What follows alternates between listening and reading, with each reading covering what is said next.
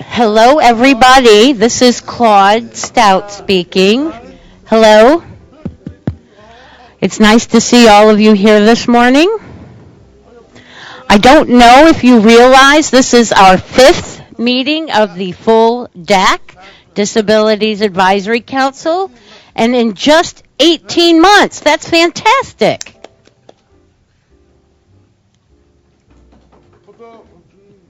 Before we begin our introductions, I would like to ask Elaine Gardner to share some housekeeping items.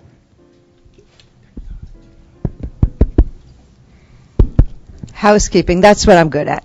Hi, I'm Elaine Gardner. I know all of you, so I want to welcome all of you again to the full DAC meeting and really express my sincere appreciation for your coming out. And I know that the traffic was bad, the metro was bad, and I really appreciate everybody coming here. I want to thank Sorensen and Michael Maddox for the fabulous refreshments. Sorensen will be providing refreshments at breakfast and at lunch for the members and the members of the subcommittees and their assistants. So I'm very, very grateful for that. It really does make the day go better if everybody's able to get their cup of coffee and what have you. I also want to thank the people here at the FCC for helping with the refreshments and the logistics. Carl Simmons, Salita Griffiths, Judy Miller, Sharita Kennedy, Susan Kimmel, our summer associate Jenny Ledig, Dana Howell, Chantil Virgil, Anthony Butler, and anybody else I've forgotten. I want to thank all of you for your help. The restrooms, for those of you who it's their first time here, I want to let you know that the restrooms are out. You go out the door and you go straight down the hallway and to your left, and there's a restroom right there. The Wi-Fi code for those of you who are in the room is capital F, capital C, 30537. The program is being live streamed with captions for those of you who might have to leave at www.fcc.gov/live. And later on, there'll be public comments possible through email at livequestions@fcc.gov. Now, one other final piece of housekeeping. When you speak, if you want to speak, you raise your hand and you speak your name and affiliation slowly. Now, when we go around the room to introduce ourselves, as we will in a little while, can you please speak your name and affiliation slowly and then leave a little pause between each of you, because otherwise it gets too hard for the cart and for the interpreters to keep up. So just allow a little bit of a pause. We're not in that much of a hurry. The commissioner, I believe, is ready to come in, so we may pause and introduce her. That's all I have if to I say. think I saw her. Or are we going to be introducing ourselves? No. Okay, there she is. Okay, come on in. Good morning. So you can come to the podium, but I'm going to introduce you first. Is that okay? Yeah. Okay, so this is the second, maybe the third time that I've had the honor of introducing Commissioner Clyburn. I can never do this enough. One of my favorite people in the world, one of my favorite people that I have ever worked for, one of the most incredible women leaders in our country. I can't say enough nice things about Commissioner Clyburn. As you know, at a certain point, she was the chairwoman of the FCC. How many months? 8? Oh, no. 5.5. 5? Okay, see. Okay. But who's counting? But you go ahead. Editorial privileges. So I say 8 because I don't know how it was humanly possible to get done what she got done in 5.5 months. I mean, it felt like it should have been 5.5 years. In that short time alone, on disability issues, an NPRM and an order on speech-to-speech was released. A report and order on video relay service reform was released. A report and order on NFNPRM on IP caption telephone was released. An order on TRS rates. An order she initiated a proceeding on ITRS waivers. There was new allocation. There were new allocations adopted for the National Deafblind Equipment Distribution Program. We were working on disability access to user interfaces. We had a major celebration at an agenda meeting of the Commission's implementation of the CVAA, and we started our proceeding on hearing incompatibility. 5.5 months. That's insane.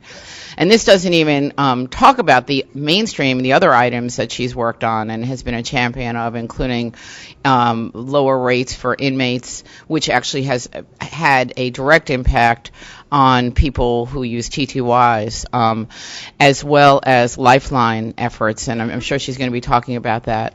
Virtually in every proceeding Commissioner Clyburn has worked on, she's worked for the underdog, the underrepresented, the underserved, people that don't have the political clout to hire expensive lobbying firms, people that are not always whose needs are not always reflected in market forces or market patterns. She is the go-to. When you need something for a population whose needs are not addressed through more lucrative, through means that sometimes have greater advantages in our society, she's the go-to. So it is just a wonderful pleasure to again introduce Commissioner Clyburn. Thank you so much.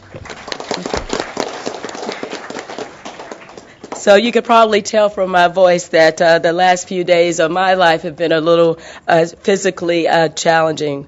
But there was no way, even though I think I broke about 3 traffic laws in about 7 minutes coming here, because I live really close, to get to you, because I had to be here today. Karen, you have been such an incredible beacon of hope and opportunities for us all. I don't know if the history books will be fair or kind, but I want to affirm today that you and this committee have just been I did such an integral part of why and what and how government is supposed to work. Now, we get a not so great rap, so to speak. I'll try not to be too colloquial. But sometimes we are not, meaning government, we are not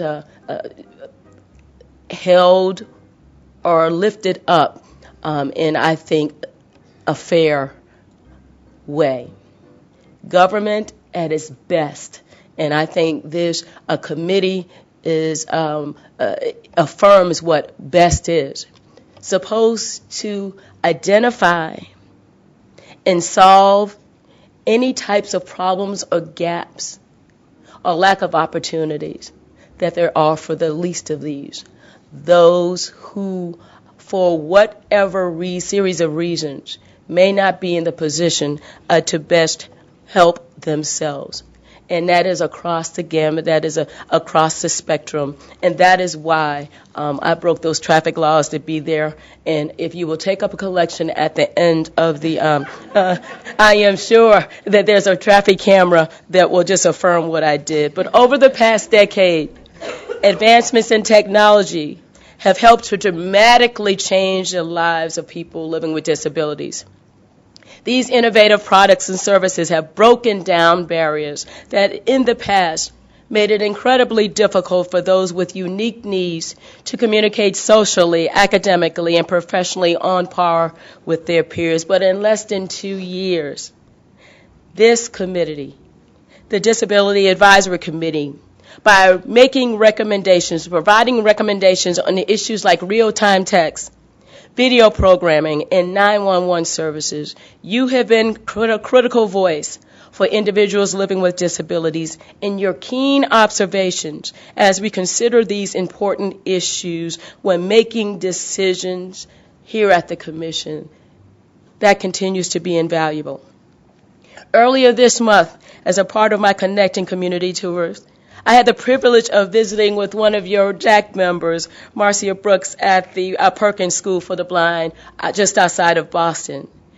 There we discussed the further importance of technology for individuals living with disabilities. At Perkins, this incredible institution, I saw firsthand the impact of the FCC's ICANN program, which is providing necessary communications equipment to individuals who meet the federal income guidelines and have significant combined vision and hearing loss. During that visit, we also discussed the development of affordable, refreshable Braille technology and a mobile app that helps those who are blind find that local bus stop. Positive, forward-thinking ideas such as these, demonstrated by the fine work at Perkins and the advisory group today, will continue to help as we bridge, and we are bridging, long-standing communications divides. And you, my gosh, I know you've got to feel fulfilled as I do today. And as a regulator, I believe it's imperative that we leave no one behind. That should be a continual refrain for all. Because these are the people who would benefit from technology the most. People ask me why I'm so passionate about connecting and bridging digital divides, because I see and I know that the communities most in need are the ones who will benefit the most. And if you want to be selfish about it, quite frankly, we should all double down and invest in these technologies. Because if the money and the technology and the promises flow to where it's needed the most, society as a whole will be uplifted. People, if their needs are met and the empowering tools are literally at their fingertips, then they will become the most productive. And again, if you want to be selfish, that will economically benefit us all. So this means fulfilling our obligation and duty to ensure that broadband is truly accessible and is truly affordable for everyone, including those living with disabilities, because we know and we see every day how this changes lives. Unfortunately, we are still faced with challenges. There are about 6 million persons with a disability who are economically vulnerable, at least 6 million. These 6 million people who are economically vulnerable at present do not have access to broadband. So the FCC's Lifeline program, I affirm, could be the best means to make communication services more affordable for those 6 million people who qualify for this program. So this past March, as you know, the Commission took an incredible first step of modernizing the Lifeline program to directly support broadband so that consumers can apply that $9.25 not just to support voice, but soon by the end of the year to directly support broadband services. So I am excited, yes I am, about how this reformed Lifeline program can ensure that more Americans can equally share in the benefits of broadband. So you will hear more about this shortly, I think, from Nathan Egan of the Wireline Competition Bureau. And I hope you will see and will affirm and will work with us to properly recalibrate this program so that we will directly address the affordability needs that exist with the people you serve. Now, I cannot say enough just how much your work has and will continue to make a difference. In April, for example, the FCC initiated a proceeding on one of your recommendations concerning, as I mentioned, real-time text. The notice of proposed rulemaking proposes to utilize real-time text to ensure that people with disabilities who rely on text to communicate have accessible and effective telephones access. As networks move to IP-based systems, real-time technology will allow Americans who are deaf, hard of hearing, speech disabled, or deaf-blind to use the same wireless communications devices as their friends, relatives, and colleagues. It will also support a more seamless integration with these evolving communications networks. Another way you continue to contribute is with a wireless emergency alert system, which has been critical in providing consumers with timely notifications during potentially dangerous situations like child abductions, dangerous weather conditions, and man-made disasters. I understand that the DAC's agenda today will include recommendations regarding enhancements to this life-saving communication system that take into consideration the needs of people living with disabilities who may receive these alerts in various formats. So the Emergency Communications Subcommittee will share more about that with you this morning, and I'm eager to hear, and I will be listening from upstairs, so I will not sniffle my way through your meeting. But last year marked an incredible anniversary, as you know, of the Americans with Disability Act, the 25th anniversary, that landmark piece of legislation that for me and for you is that North Star for changing the lives of countless of Americans. We have come a long way, I'm happy to say, since then, and stand to make even more progress thanks to your work. So I look forward to working with you, continuing to work with you as we strive to meet the critical needs of all in our communities, to foster valuable technology innovations, and for once and for all to just be able to say, we are working together to meet the critical needs of those who are most deserving and to close every existing bridge and gap, communications gap that exists in this nation. We have the capacity to do this. We have the will to do this. And we will continue to do this. So thank you very much. And once again, I appreciate your commitment to expanding accessibility in the communication space for more than 50 million people who are living with disabilities. Thank you very much.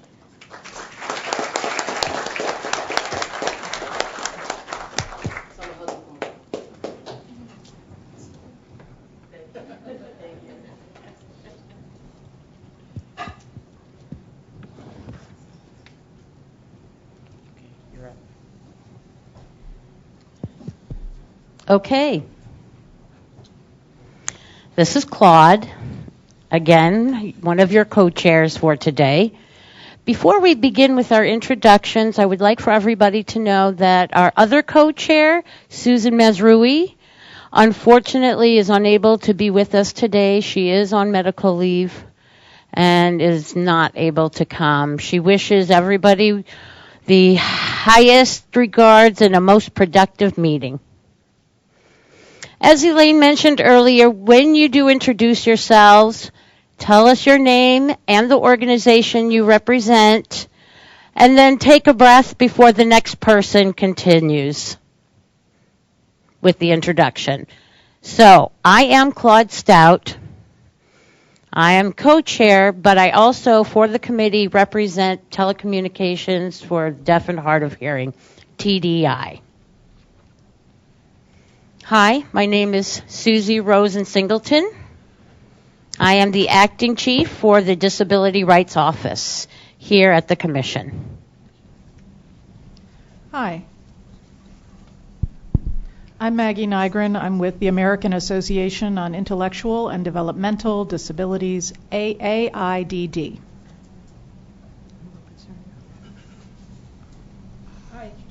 I'm Phyllis Ginnivan, and I'm representing the Association of University Centers on Disability, AUCD.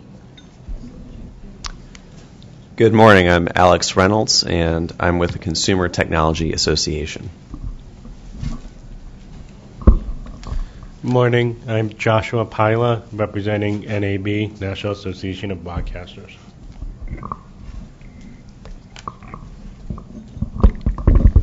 Good morning. This is Sam Yale with SSB BART Group.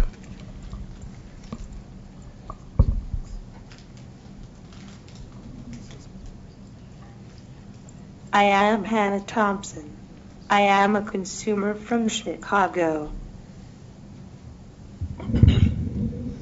Good morning. This is Abe Raffy from the ARC of the United States.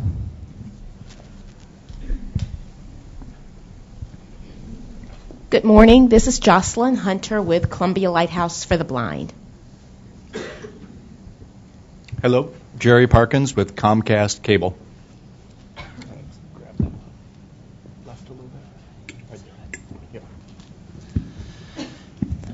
morning. My name is Parnell Diggs. I'm the Director of Government Affairs for the National Federation of the Blind.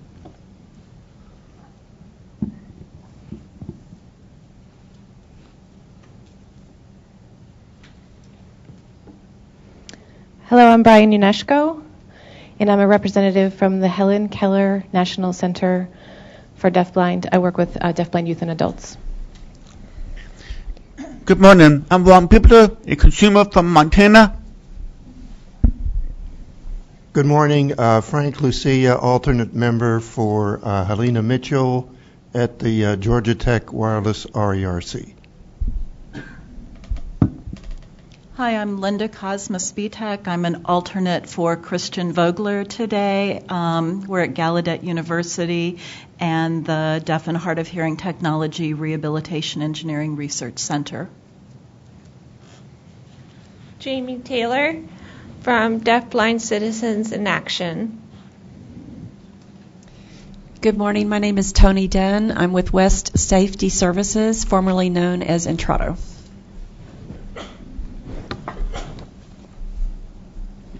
Good morning, I'm Richard Ray. I'm with the City of Los Angeles Department on Disability. Thank you. Howard Rosenblum from the National Association of the Deaf, and I'm here in place of Zainab El-Kebsi, who is on vacation in France. Hi, I'm Diane Burstein with the National Cable and Telecommunications Association. Good morning, Eric Bridges with the American Council of the Blind. Good morning, Marcia Brooks, Perkins School for the Blind. Linda Vanderloop, AT&T, alternate for Susan Mesdrui. Good morning. Good morning. My name is Avani Bell. I'm with the Telecommunications Industry Association. I'm alternate for Anne Marie Rahali. Hi, good morning. Ian Dillner with Verizon. Hi, my name is Matt Gerst. I'm with CTIA.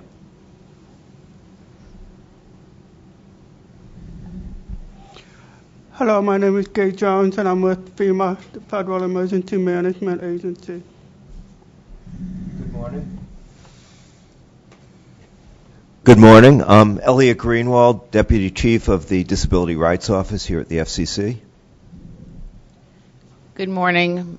I realize that I didn't introduce myself before, and I know that this is webcast, so I am Karen Pelt-Strauss, Deputy Chief of the FCC's Consumer and Governmental Affairs Bureau. Hi, and this is Elaine Gardner, and I am an attorney advisor and with the Disability Rights Office at the FCC, and also the designated federal officer for this August body, the Disability Advisory Committee. I wanted to thank all of you for coming again, and I wanted to mention that the agenda for today and the recommendations for today are in accessible format and in regular format on a table at the door to my left, if you need them. Next, I believe what we'll do is ask Karen to say a few words. Thank you.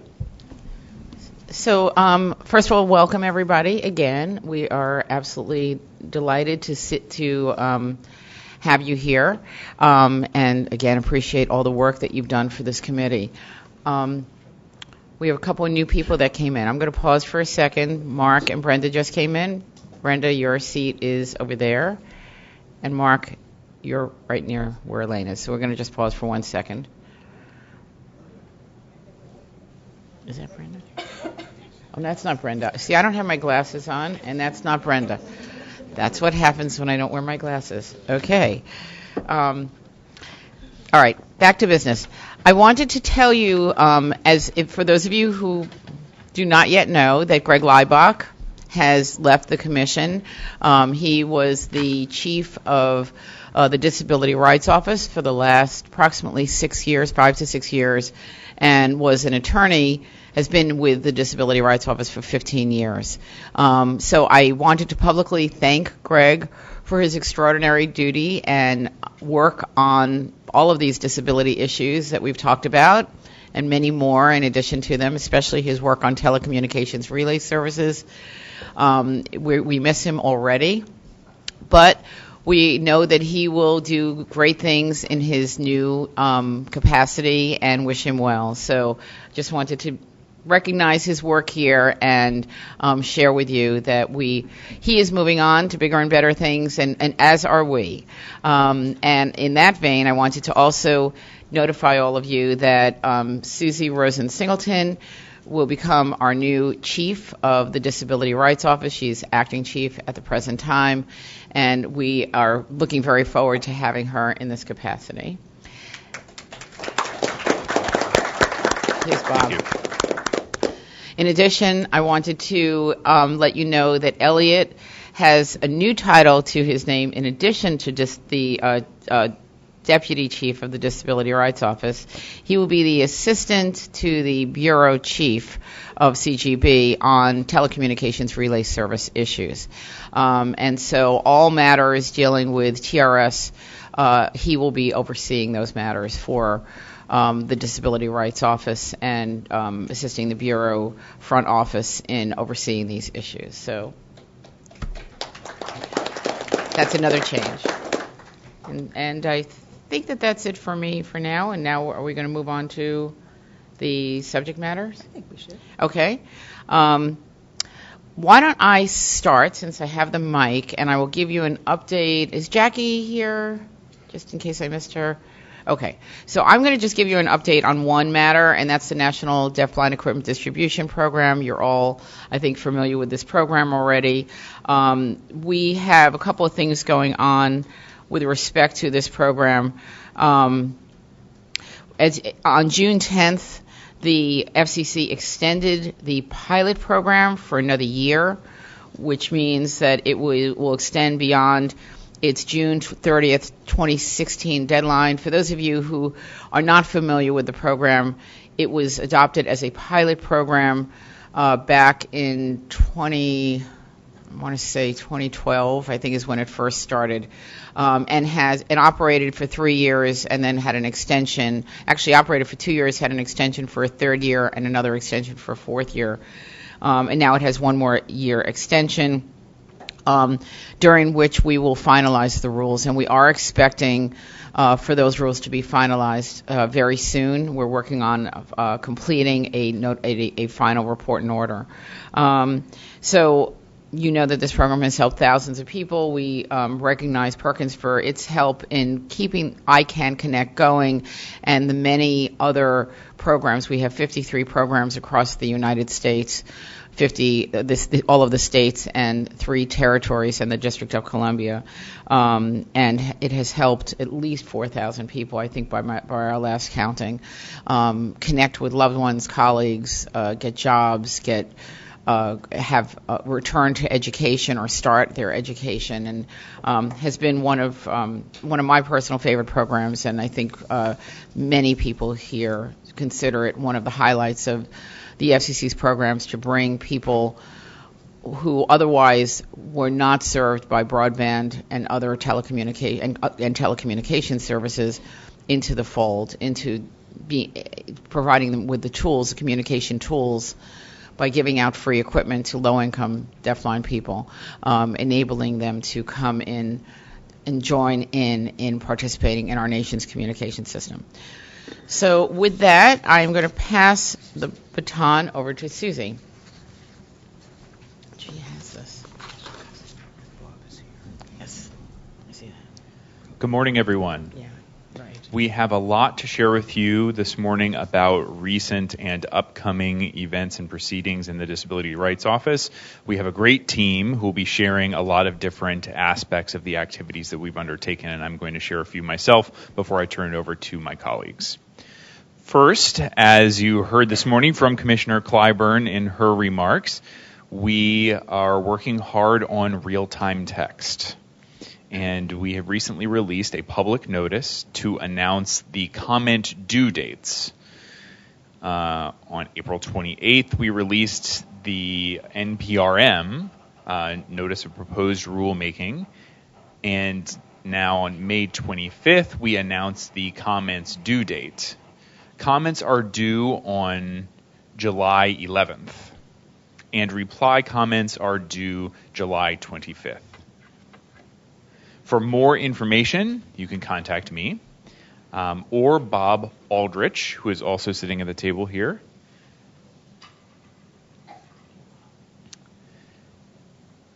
And our second activity that I'd like to highlight is video description expansion.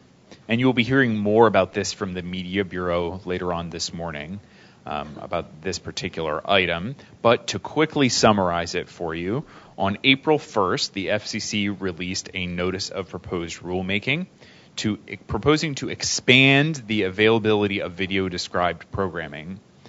On May 27th, we released a public notice to announce the comment due dates.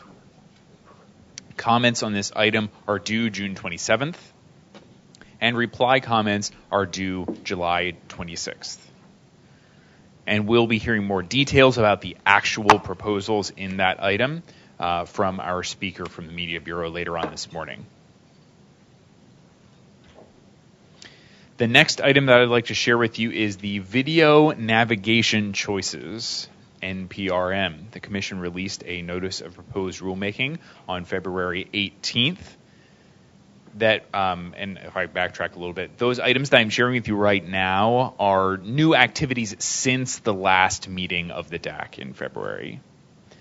So we are moving on from that date. So February 18th, the NPRM was released seeking comments on proposed rules that would allow for consumers to choose how they want to access their cable services and other multi-channel video programming vendors. Questions were asked about whether we should allow for independent electronics manufacturers and innovators as well as other developers to build set-top boxes or software solutions that can effectively navigate the universe of multi-channel video programming. So there are a whole host of questions in this item, but this also seeks comment on how to ensure that accessibility obligations such as captioning, video description, and accessible user interfaces on set-top boxes will be ensured, and if these are being purchased separately from the cable providers who provide the service. The comment period has already closed on this item on May 23rd, and ex parte meeting period has also already closed on June 10th. But if you are interested in learning more about this, you can contact the Media Bureau. There are two contact people, Brendan Murray and Lyle Elder, in the Media Bureau. And now on to emergency communications access. We had a recent public notice that was released about IPAWS, the Integrated Public Alert and Warning System, IPAWS, and integrated alerting systems like EAS and WEA or WEA. The purpose of this public notice is solely about earthquake notifications. We need to seek feedback as to how we can ensure that information can be distributed about warnings for earthquakes in less than 3 seconds. Public input is sought on how to best design and distribute these alerts to ensure that they are also accessible to people with disabilities. That comment period has also recently closed on June 8th. And by September 18th, the Commission must submit a report to Congress to outline all of the changes that we must make in order to implement changes to rules and to statute as necessary to ensure that earthquake-related emergency alerts can be delivered to and received by the public in less than 3 seconds. For more information, you can contact the Public Safety and Homeland Security Bureau here at the Commission. Gregory Cook is the contact person. The last item that I will be sharing with you before I turn it over to my colleagues is about text to 911. I want to share with you that we do continuously monitor on a monthly basis and update new public safety answering points, or PSAPs as they are called, that are starting to accept text to 911 from wireless carriers. As of now, we have about 600 of such PSAPs that have notified the Commission that they will be accepting text messages. And since February, our last meeting of the DAC, we have had 17 states notify us of their readiness. And in total, we have about 35 states that are accepting text to 911. And I just wanted to make sure to share that because I see some of you are from those states. So those states that have recently come on board with accepting text to 911 and our text readiness are Arkansas, California, Kansas, Idaho, Iowa, Kentucky, Michigan, Missouri, and Montana, North Carolina, North Dakota, Oregon, Texas, Utah, Virginia, Washington, and Wisconsin. And I do want to clarify that it does not mean that the entire state is accepting text to 911, but certain PSAPs in all of those states are accepting text to 911. For example, in California, so I'm looking at Richard Ray right now, who's with us today and has been working very hard to ensure that text to 911 is being deployed in his state.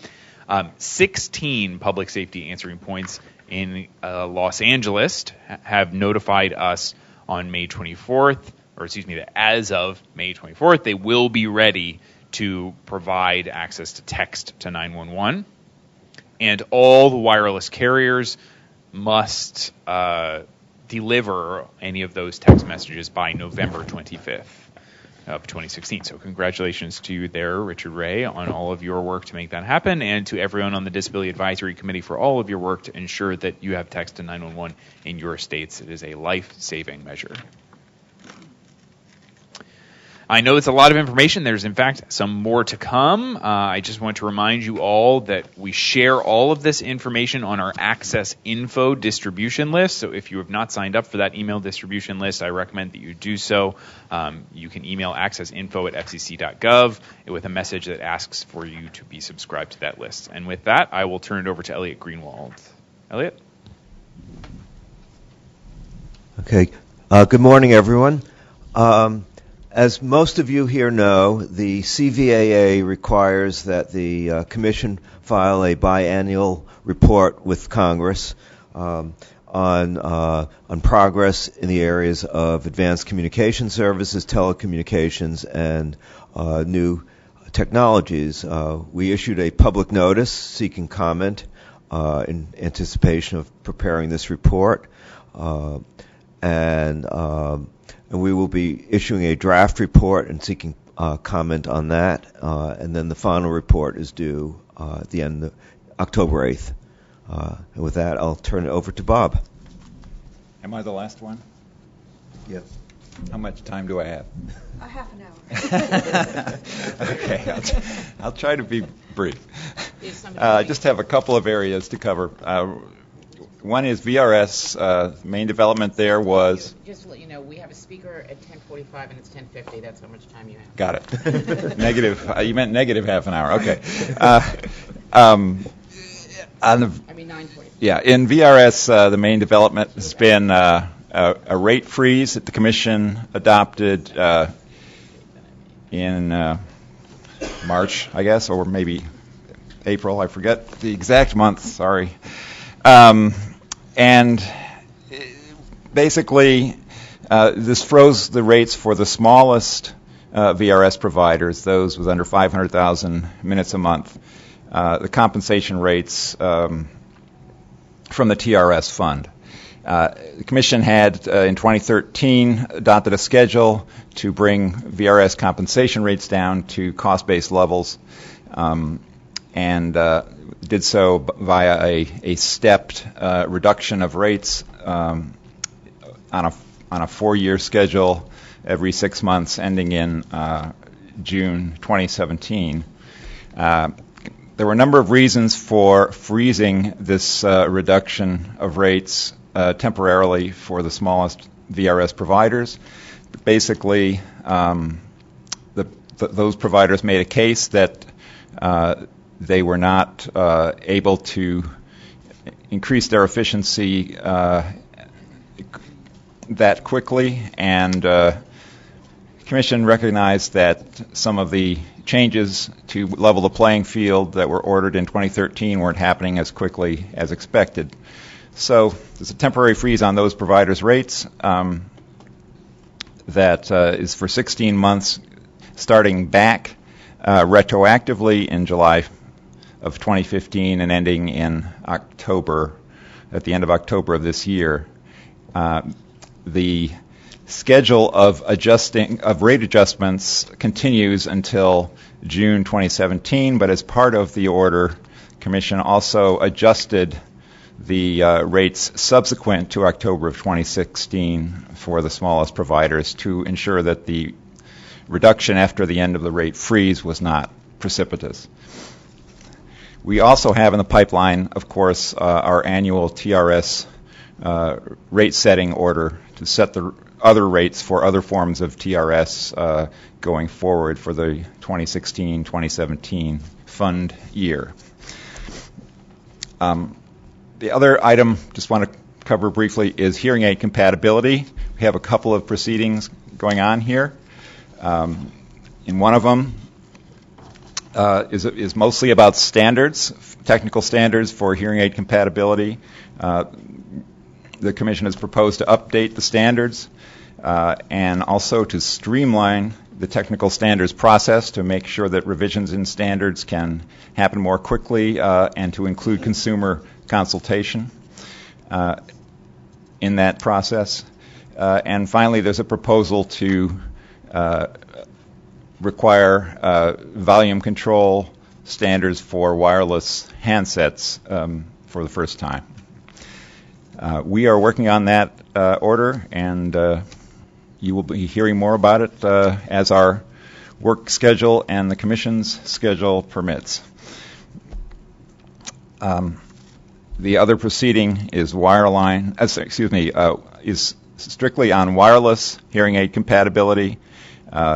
Last fall, the Commission amended the wireless hearing aid compatibility rule to ensure that Wi-Fi and VoLTE and other IP-based transmission facilities were covered by that rule, and now there's a proceeding on a proposal to expand the scope of the handsets, the wireless handsets that are covered by hearing aid compatibility, and we just want to again express our appreciation for the work that industry and consumers have done to make this proceeding one that is as consensual as possible, and we look forward to the Commission issuing an order in that proceeding sometime soon. Thanks.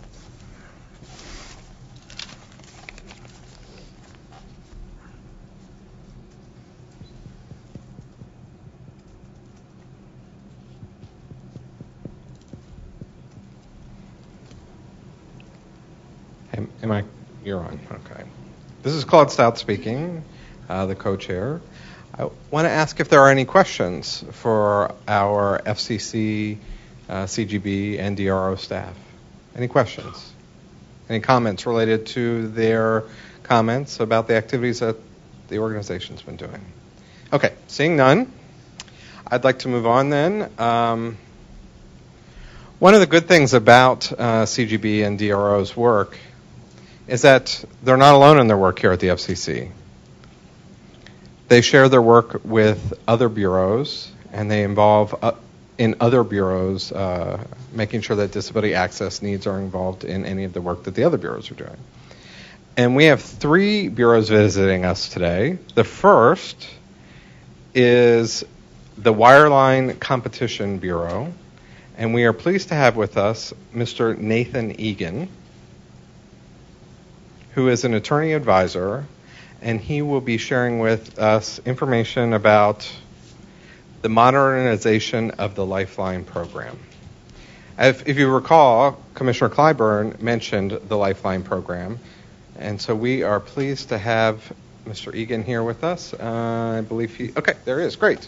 So I'm going to turn it over to him.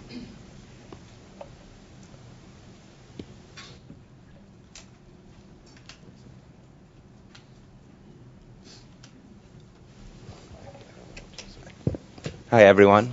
My name is Nathan Egan. I am an attorney in the Telecommunications Access Policy Division within the Wireline Competition Bureau.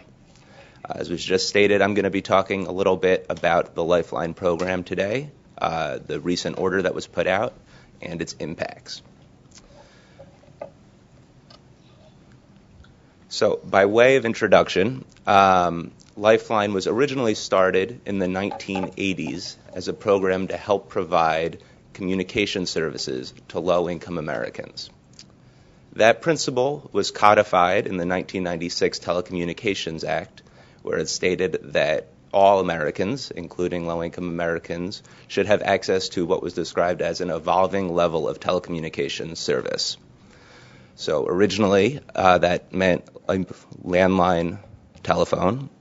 In the 2000s, Lifeline evolved to include mobile voice technology. Last year, in the Notice of Proposed Rulemaking, the Commission proposed including broadband in the Lifeline program as part of an evolving standard of advanced telecommunications services. That was a proposal that was met with almost completely unanimous agreement. As Commissioner Clyburn alluded to earlier, there are many, many benefits to broadband access. There are economic benefits, including finding a job, shopping online. There are health benefits to communicate with health professionals, including telehealth if a person is not able to physically get to a doctor's office right away. There was unanimous agreement that broadband was a positive thing, and broadband access for low-income Americans was vital. Incorporating those suggestions, the Commission put out the 2016 Lifeline Reform Order. It was officially adopted on the March 31st open meeting. One of the major changes, and the first issue that I'll be discussing today, is that broadband is now a supported service under the Lifeline program. What that means is that Lifeline subscribers will have the option, effective December 1st of this year, to use the Lifeline benefit to purchase a standalone broadband offering, either mobile broadband or fixed broadband. What that will do will allow many low-income consumers to use that Lifeline credit to then get connected to the internet. As we've stated, that will help these consumers have access to employment resources, economic resources, and also communication resources. One of the major components of this order, in conjunction with including broadband in the Lifeline program, is the introduction of what we call minimum service standards. These are standards that all Lifeline providers will need to meet, if not exceed, in order to receive the Lifeline credit. For the services that are covered by the Lifeline program, there will be minimum standards for mobile voice, which will dictate how many minutes must be offered by a provider, for mobile broadband, and for fixed broadband. These minimum service standards are necessary because they will help to ensure maximum value is achieved for the program, and more importantly, to ensure that there are no second-class services within the Lifeline program.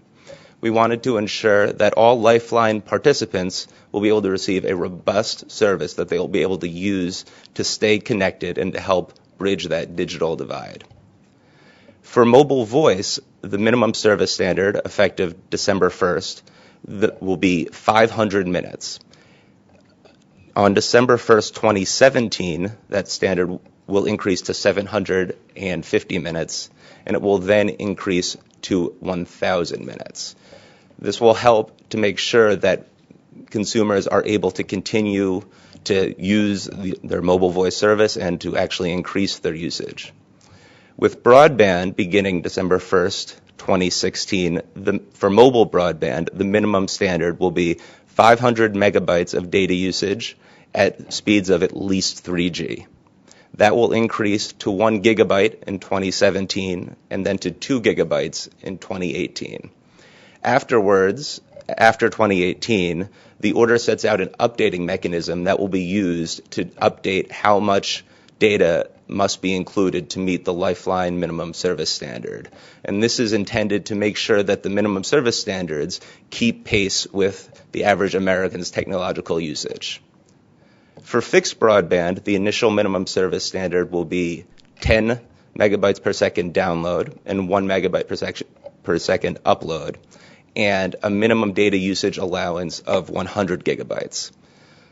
Similarly, there will be an updating mechanism to update the minimum speed requirements because the same issues are in play. We want to ensure that Lifeline consumers are able to get a robust service that puts them in the same class as consumers that are not participating in the Lifeline program. One other essential component of the minimum service standards is that Lifeline providers who choose to provide devices to their consumers must offer devices that are Wi-Fi capable. So that will be very helpful to Lifeline consumers because even when they're out in public spaces where there are Wi-Fi connections, for instance, libraries, schools, coffee shops, they can then connect to the public Wi-Fi network without needing to use up part of their data usage allowance, but they will still be able to take advantage of all that the internet has to offer and all of the benefits of internet connectivity. Additionally, digital inclusion is an essential part of the Lifeline order. The Commission recognizes that there are also non-price barriers to broadband adoption, particularly among low-income communities, but also among different communities, communities of like many of the different communities that are represented here. There are non-price barriers to adoption. As part of the order, the Consumer and Governmental Affairs Bureau, or CGB, of the FCC will compile a report which will involve stakeholders' input, and it will detail what some of those non-price barriers are, and it will also outline steps for how those non-price barriers can be addressed and then bridged. We recognize that for many people, price is obviously an obstacle for broadband connectivity, but additionally, there are other issues as well, and we also want to address those in order to fully bridge the digital divide and help get as many people as possible connected to the internet as quickly as possible. One other major change that was made in the order that can be particularly relevant is that in the Lifeline program, when a phone is provided at no charge to the end user, there are usage rules, which means that the consumer must use the phone every so often to avoid being disconnected. In the past, usage only constituted making or receiving a phone call. We received comments from several different interested parties indicating that, particularly for deaf or hard of hearing individuals, this was problematic. One of their suggestions that we incorporated in this order is that now sending a text message also constitutes usage.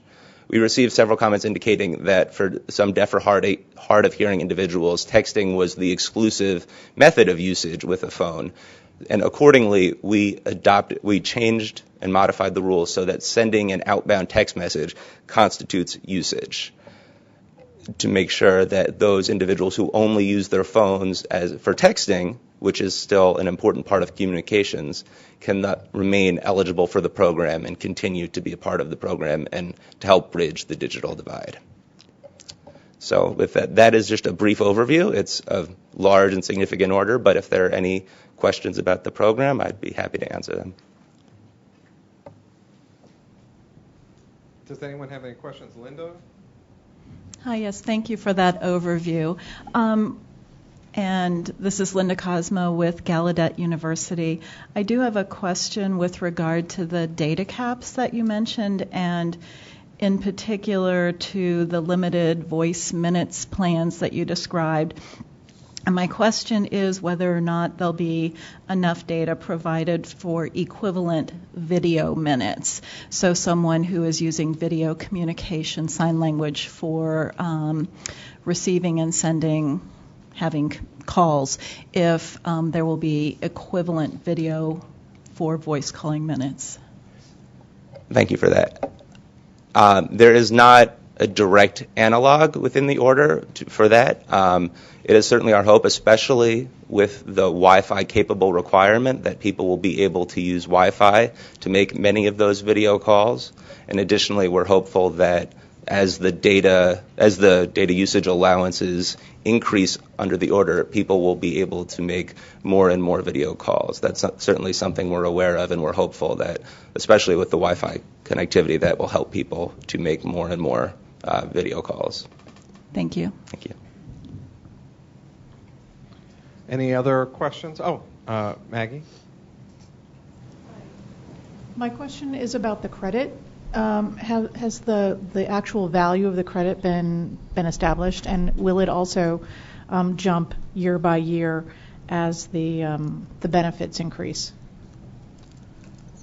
To the first part of your question, yes, the benefit is $9.25 per month, and that is remaining the same, and it will remain fixed moving forward. As part of the efforts to transition the Lifeline program towards broadband, support for standalone mobile voice service will be phased down starting in 2019, while the support level for bundles, including broadband, will remain the same. Thank you. Thank you. Okay, do we have any other questions or comments? All right, seeing none. I'd like to thank Mr. Egan for sharing this very important information with us about your program. And again, like I mentioned before, we appreciate your collaboration working with CGB and DRO on these issues. Thank you. Thank you.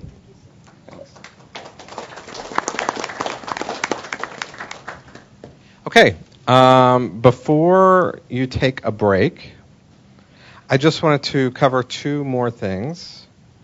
When I asked for comments or questions for the FCC staff, I was blind for a while and did not see that we had a hand raised by Brian.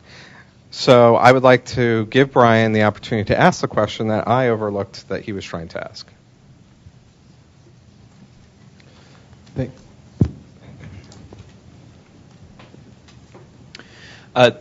This week, I was seeing a lot of positive comments about the access to television programming for video description and whatnot.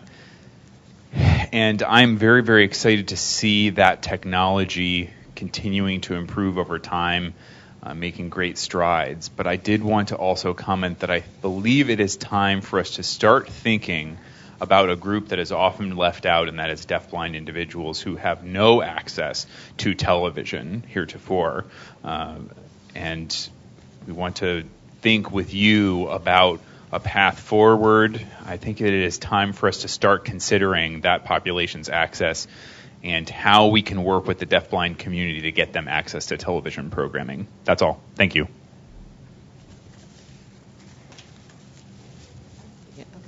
So thank you, Brian. This is Karen. It's a very important issue. It's something that's been, I know, on several people's minds for quite a long time. I know that there have been a few attempts to connect captions, for example, to Braille, or possibly even video description to Braille. I definitely think that it's something worth our while, and we thank you for bringing it up. It could be something that one of the subcommittees can explore further. So thank you very much for raising it. Brian, thank you. This is Claude speaking. Thank you, Brian, for bringing up that topic. Now, I would like to ask Elaine to wrap up the FCC staff reports. She would like to make a few comments about her work in cognitive disabilities. Elaine? Thank you, Claude. This is Elaine Gardner again. I don't want to keep you from your break or your coffee and pastries, but I did want to say that in the fall we had a summit here on the telecommunication needs of people with cognitive disabilities. It was very well attended, very well received. We've had a few follow-up meetings since then with industry and consumers. Presently, the FCC is working on a best practices document and also a white paper on this issue. We remain very, very interested and concerned with this issue, and I just wanted to give you an update on it, and you will hear more on this in the coming meetings. Thank you. And now? Okay, well, thank you. We are going to take a break now. It's 10:10. Please come back at 10:25. Okay? Great. Thanks. They're not too bad off. Hope you had a good break. We are going to receive a report from our first subcommittee. We are pleased to have Richard Ray and Tony Dunn help present the report from the Emergency Communications Subcommittee. They will give a report and then present recommendations for the full DAC to act upon. So, Tony and Richard. Good morning again. So we have Tony Dunn with me today, and we are pleased to give our report. First of all, I would like to thank all of you for coming, the Emergency Communications Committee for working on this project, WEA, thank you for working on this. It really has been a wonderful experience and a great collaboration working with the entire group, so thank you so much. So many ideas shared and so much productivity, thank you. So we will be giving some recommendations today. The recommendations come from the FCC and the DAC. So right now we would like to say that the subcommittee proposed DAC comments on PS docket number 1591 on improving wireless emergency alerts, or WEA, and community-initiated alerting, CIA. The notice of proposed rulemaking was released on November 19th, 2015.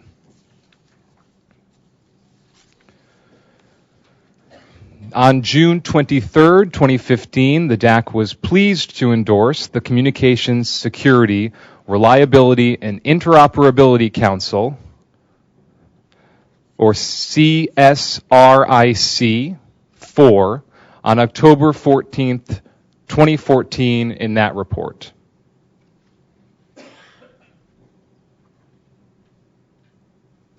The DAC appreciates that the wireless industry has worked diligently to develop and deploy WEA capability to ensure that alert originators and the ultimate beneficiaries, subscribers, may compose and receive meaningful emergency information in a timely manner. The DAC recognizes reasonable enhancements to the WEA system may assist WEA alerting originators to improve the ability to warn the public in the U.S. and U.S. territories. The DAC supports consideration of new rules to further enable people with disabilities to have better access to information and wishes to offer insight as it pertains to comments filed with the FCC on the NPRM for docket number 15-91. The DAC understands that several recommendations may implicate changes to relevant technical standards and specifications and may require standards development. Therefore, it is recommended that any compliance deadlines should be factored in with the completion of such and public release of final standards.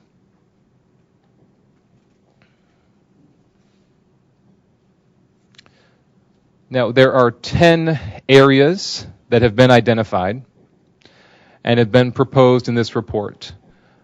So at this point, I would like to ask Tony to take over, and she'll be discussing those 10 areas. Tony? Thank you, Richard. Thank you, Richard, and thank you to the full DAC committee. So I will go through these. I just want to add that these recommendations have been provided to you ahead of time, and also there are copies available at the back table. So if you don't have a copy, you are able to read along with us. The first recommendation topic is increasing maximum WIA character length. The DAC continues to support the increase to 360 characters for capable wireless handsets where technically feasible and consistent with the recommendations of the FCC's Communications Security, Reliability, and Interoperability Council, which is also known as CSRIC, CSRIC 4, and the Alliance for Telecommunications Industry Solutions, ATIS, known as ATIS, ATIS. The next item is classifying emergency government information. We propose the DAC supports the expanded definition of the emergency government information without adding additional categories, and should not structure it in a way that local emergency management authorities could not determine when it's necessary to warn regarding imminent threats to life or property. This flexibility is critical to allow for the needs of local authorities. The next item is related to embedding telephone numbers and URLs.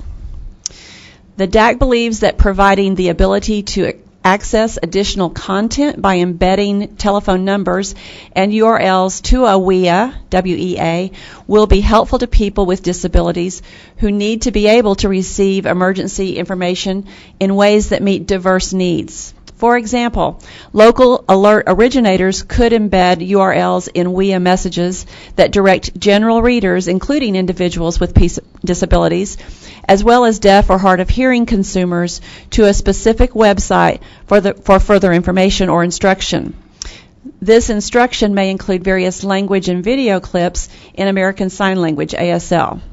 In addition, the DAC recognizes that access to additional content through embedded resources in a WEA could help consumers, particularly people with disabilities, take action more quickly. The CSRIC 4 reports notes that further study is needed on this potential impact to the network congestion, both positive and negative, that may result from embedding telephone numbers and URLs into a WEA message. Therefore, the DAC recommends that the FCC request subject matter experts, for example, ATIS, to further examine and explore telephone numbers and URLs in the WEA message and report back to the FCC within a reasonable specified time frame. So that was a little bit of a long one, but an important one. The next item is multimedia alerting. So the CSRIC 4 WEA working group states that there have been no discussions on multimedia alerting other than the discussion of the use of URLs and phone numbers. So we reference back to the earlier the subject before. The DAC recognizes the benefit of URLs and phone numbers in WEA messages that would allow the consumer to take action to obtain additional critical information, subject to appropriate evaluation of the technical feasibility, including wireless network impacts of embedding additional content in WEA messages. And in the next one, multilingual alerting, that topic, the DAC respectfully defers this one to entities that have expertise in related to this issue, such as data requirements, but recognizes the importance of multilingual messaging, specifically as it's applied to individuals with limited English proficiencies in those communities. While it would seem beneficial for WEA to include the means and methods to deliver messages to people with a limited English proficiency, the DAC defers the views of local alert originators on the need for multilingual WEA messages and recommends that the FCC encourage the appropriate technical experts to evaluate the technical feasibility of enabling the end user to select a preferred language for WEA message display on a WEA-capable wireless handset. Next, we have WIA geotargeting. So while most participating CMS providers supporting WIA currently support polygon-level geotargeting, there are technical limitations to cell and sector-based WIA geotargeting based on cell density, location, terrain, propagation, and other factors. The DAC supports the goal for a more granularly targeted WIA message and encourages CMS providers to continue to work to enhance the accuracy and granularity supported by carrier systems and that approximate the targeted areas as closely as technically feasible. The next item is adopting state and local WIA testing and proficiency training. The DAC supports state, local, and U.S. territories WIA testing as proposed above that we've previously discussed. The importance of training for emergency managers and the whole communities that they support cannot be overstated.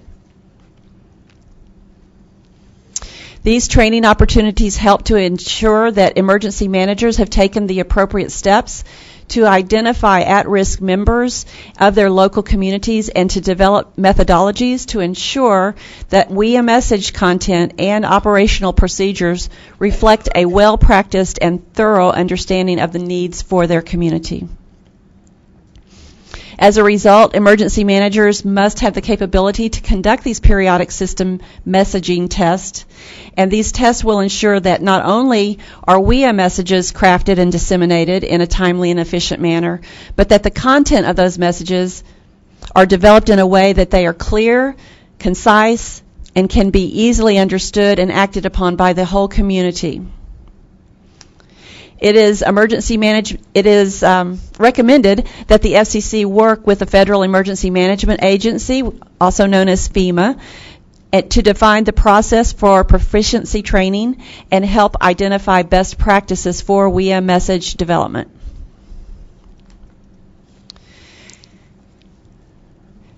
The next item is participating CMS providers and subscribers. The DAC recognizes that the WIA system is a voluntary emergency alerting system for CMS providers and local alert originators.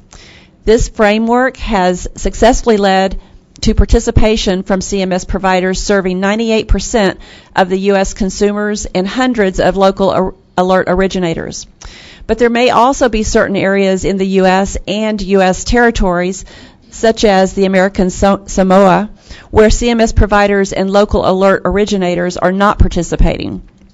The DAC is concerned about the lack of WIA support in those areas where people with disabilities could benefit from the WIA messages. The DAC recommends that the FCC work with non-participating CMS providers and state and federal emergency alerting authorities to ensure that citizens throughout the U.S. and the U.S. territories can benefit from WIA. The WIA attention signals and support service announcements is the next item. The DAC recognizes the importance for citizens to be aware of WIA and alerts that are available to the public, and encourages the FCC to allow federal, state, and local governments to take steps to raise awareness about WIA-capable devices and the program through the attention of the signals common to EAS and WIA, WEA, to raise public awareness about WIA. And any amendment should also take into consideration the need for obtaining said information in multiple formats for people who have varying disabilities. Another item is participating CMS provider election process.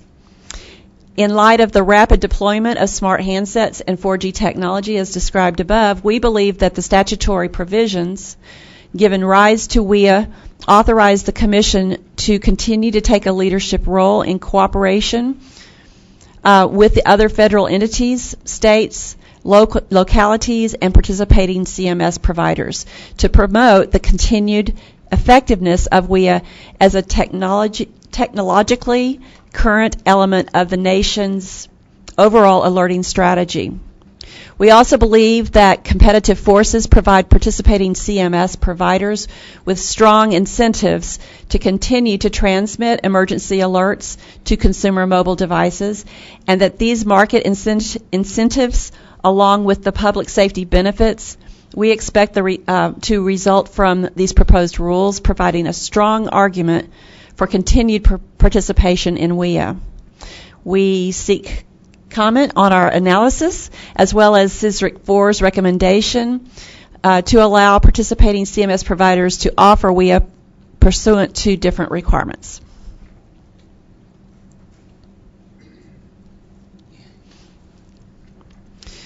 So consumers have benefited from the ongoing collective efforts of the wireless industry, as well as FEMA and the Department of Homeland Security's Science and Technology Directorate, the National Center for Missing and Exploited Children, alert originators, and numerous consumer groups.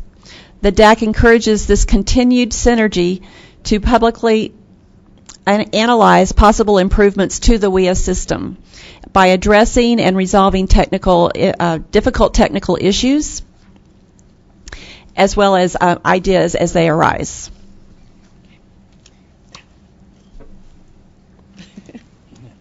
And that, ladies and gentlemen, is our recommendation. That concludes our final report. And again, I would like to thank the Emergency Communications Subcommittee for their diligent work on this project and their collaboration. Thank you so much. This is Claude. Thank you, Richard and Tony. Do I hear a motion to adopt or to accept the report and to accept the recommendations? It's been moved by Howard Rosenblum. We accept the report and adopt these recommendations. Is there a second? I see a second from Matt Gerst. Is there any discussion of the report and recommendations from any member of the DAC? I recognize Lisa.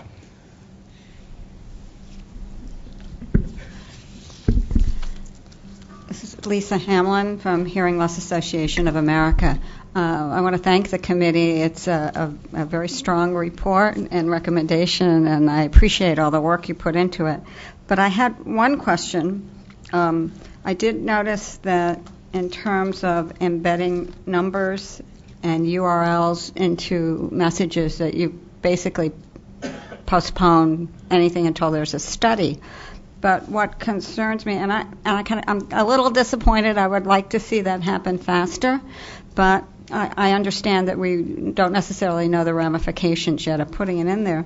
But I'm a little concerned about reasonably specified time frame, as that's the last line of that piece of the recommendation. Did you have some discussion about that? It was something that you could have made a little tighter than that? I will defer to the chairs.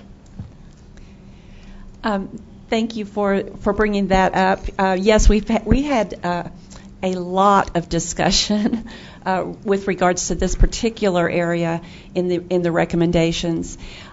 We worded it this way to allow the FCC to make the determination as to what that requirement would be. What is the time frame that would be most appropriate? I would. Matt, you have your hand up? Did you have your hand up, Matt? Yes. Matt, I recognize Matt. Great. Thanks, Matt Gerst with CTIA, and I would just echo that comment and thank Tony and Richard for their leadership on this recommendation. There was a lot of compromise made to get to this point, and I think it reflects the views of different perspectives in this recommendation. I just wanted to make two quick comments on a couple of typos to correct before we finalize the document. On page 4 at the top, under the heading of adopting state and local WEA testing and proficiency training, in the fourth line, it says emergency mangers. I think we mean managers. Okay. page 4.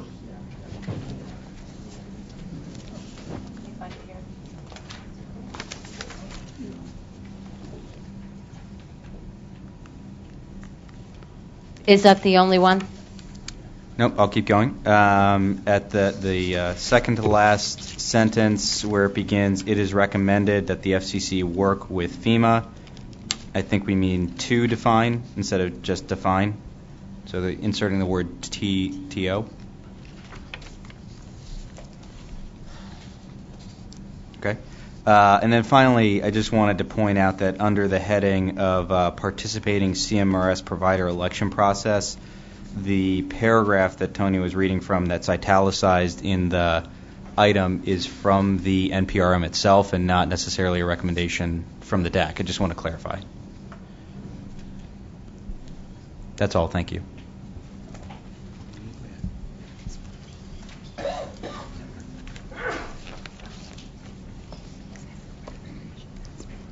Okay.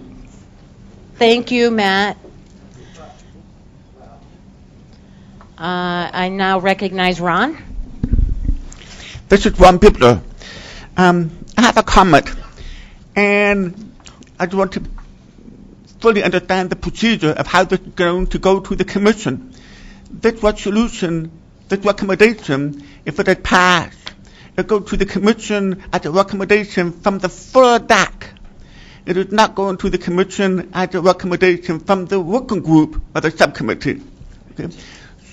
So I did notice, and I just wanted to confirm that, because the very first paragraph says that a recommendation from the Emergency Communications Subcommittee.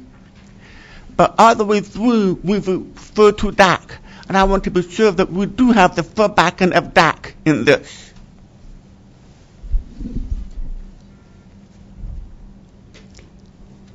Yes, Tony.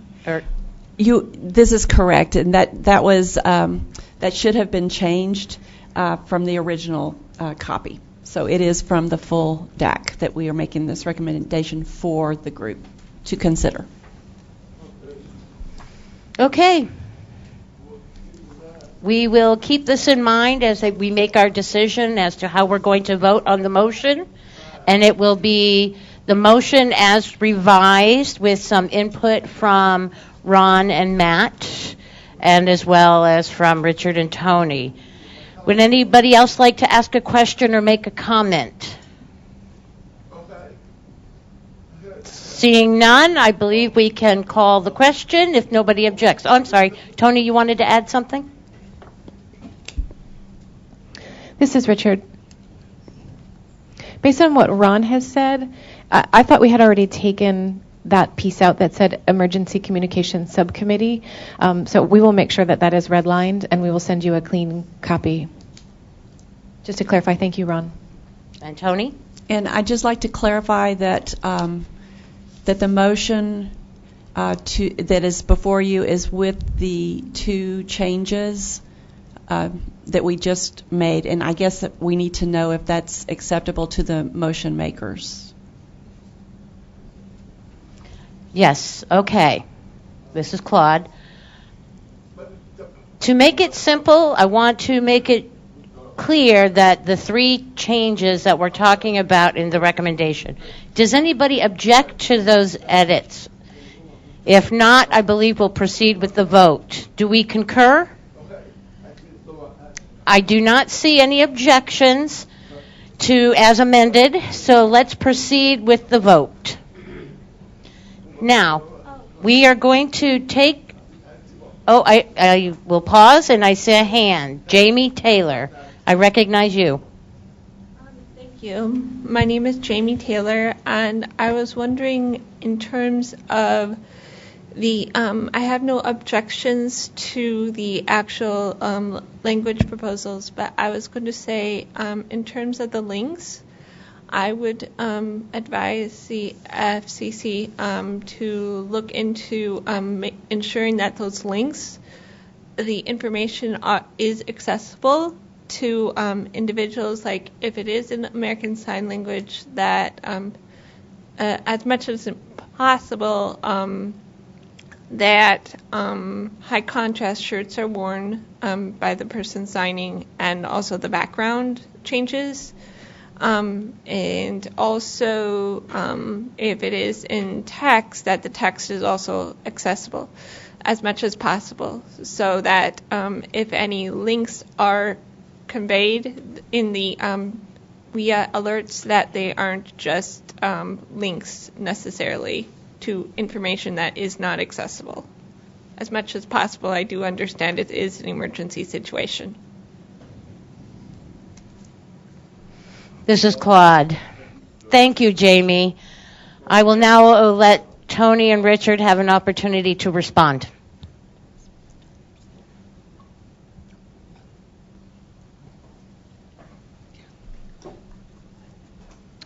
This is Richard. Absolutely, we will take that into consideration, Jamie.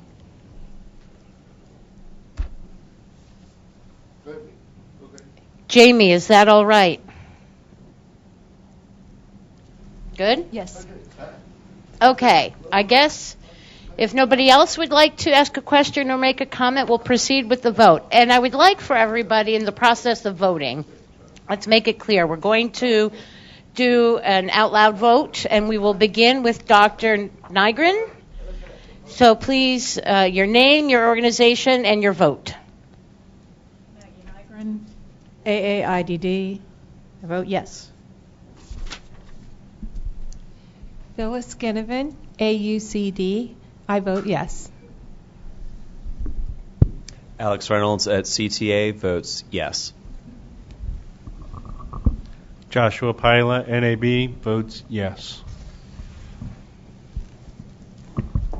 Sam Yale, SSB BART Group, votes yes.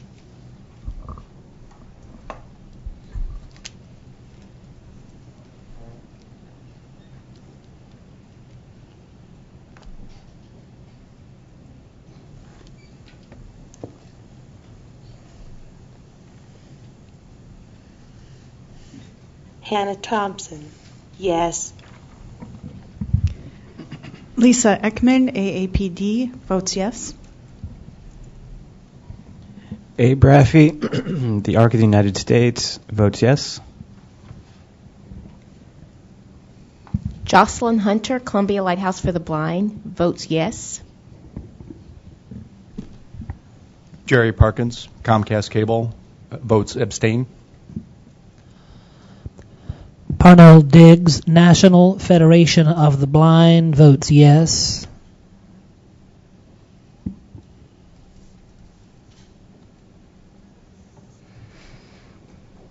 Brian from Helen Keller National Center says yes. Lisa Hamlin, Hearing Loss Association of America, votes yes. One picture, consumer, yes. Frank Lucia, Georgia Tech Wireless RERC, yes. Linda Cosmas Vitek, Gallaudet RERC, votes yes. Jamie Taylor, Deafblind Citizens in Action, votes yes. Tony Dunn with West Safety Services votes yes. Richard Ray, for the City of Los Angeles Department on Disability, votes yes. Howard Rosenblum, from the National Association of the Deaf, yes. Diane Burstein and CTA votes abstain. Eric Bridges with the American Council of the Blind votes yes. Mark Reichert, American Foundation for the Blind. Yes. Marsha Brooks, Perkins School for the Blind, yes. Linda Vanderloop, AT&T, yes. Avani Bell with TIA votes yes. Ian Dillner with Verizon votes yes. Matt Gerst with CTIA, yes.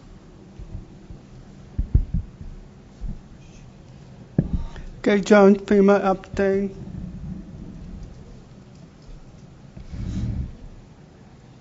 This is Claude with TDI, and we vote yes. I do see, obviously, from the vote that this motion and the recommendations contained within are approved. This will become a full DAC recommendation that goes to the Commission for their consideration. Thank the co-chairs for all your hard work, as well as your subcommittee.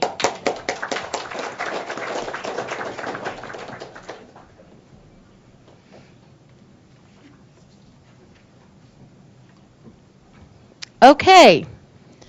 We are pleased to have our second Bureau present a report and share the work that they've been doing with us.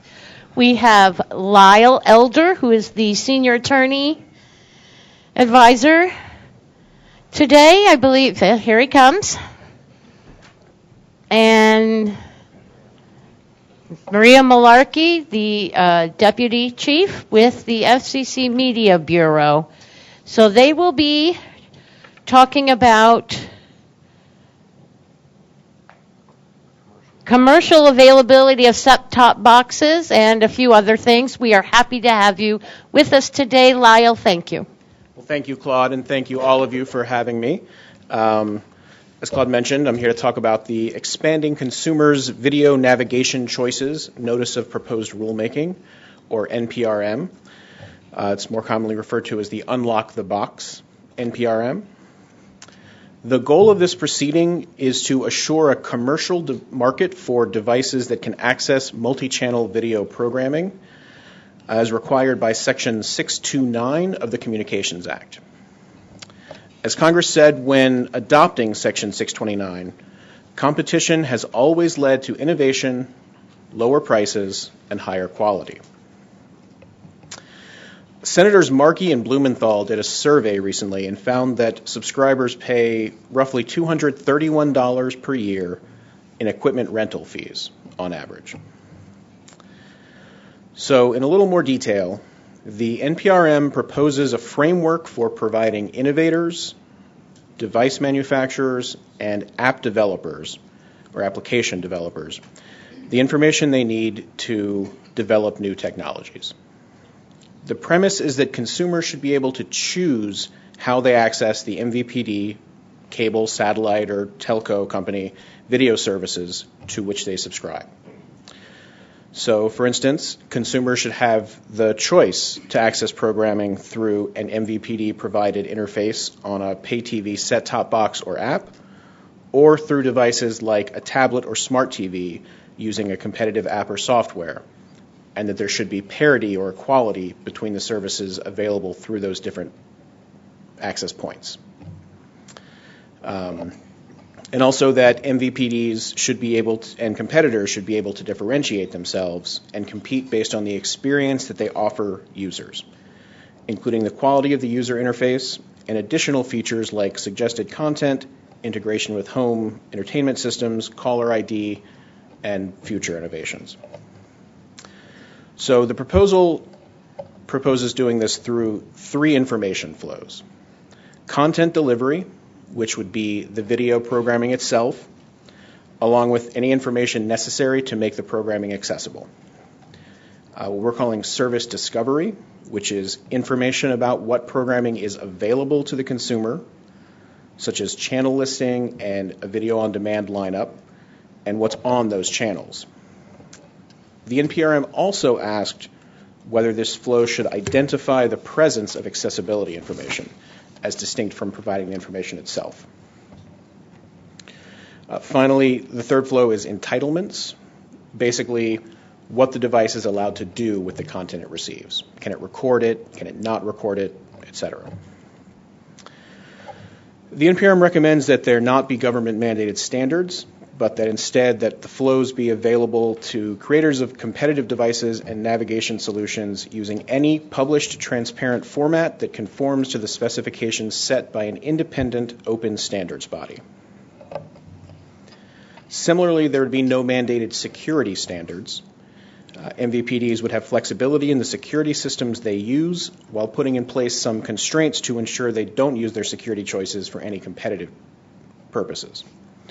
So whatever security they use for their own devices, they must use at least one content protection system that's openly licensed on reasonable and non-discriminatory terms. The proposal maintains strong protections for copyrighted content. Copyrights and licensing agreements will remain in place. And the NPRM proposes to honor the limits on the use of programming agreed upon between MVPDs and content providers.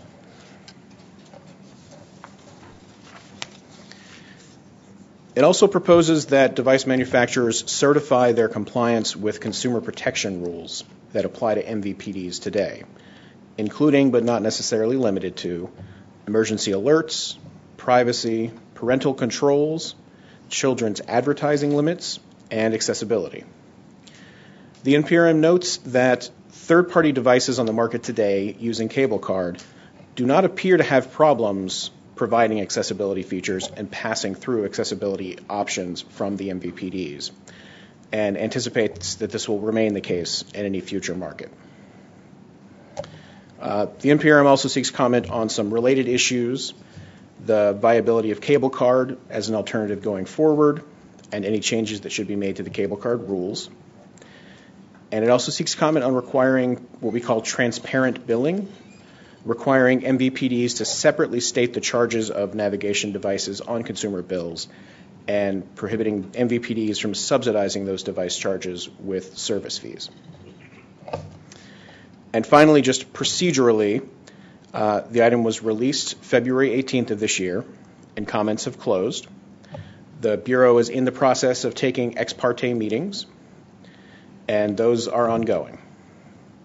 The NPRM proposes a deadline for compliance of 2 years after adoption, and it asks whether smaller MVPDs or MVPDs who operate non-IP systems should have an extended time to comply with the rules or be exempt from certain rules.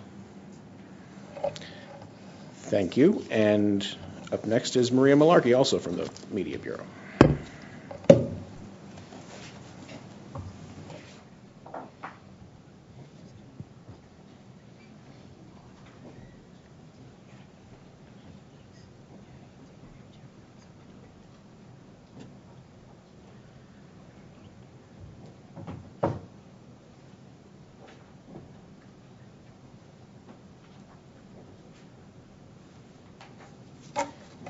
Good morning. Thank you for having us.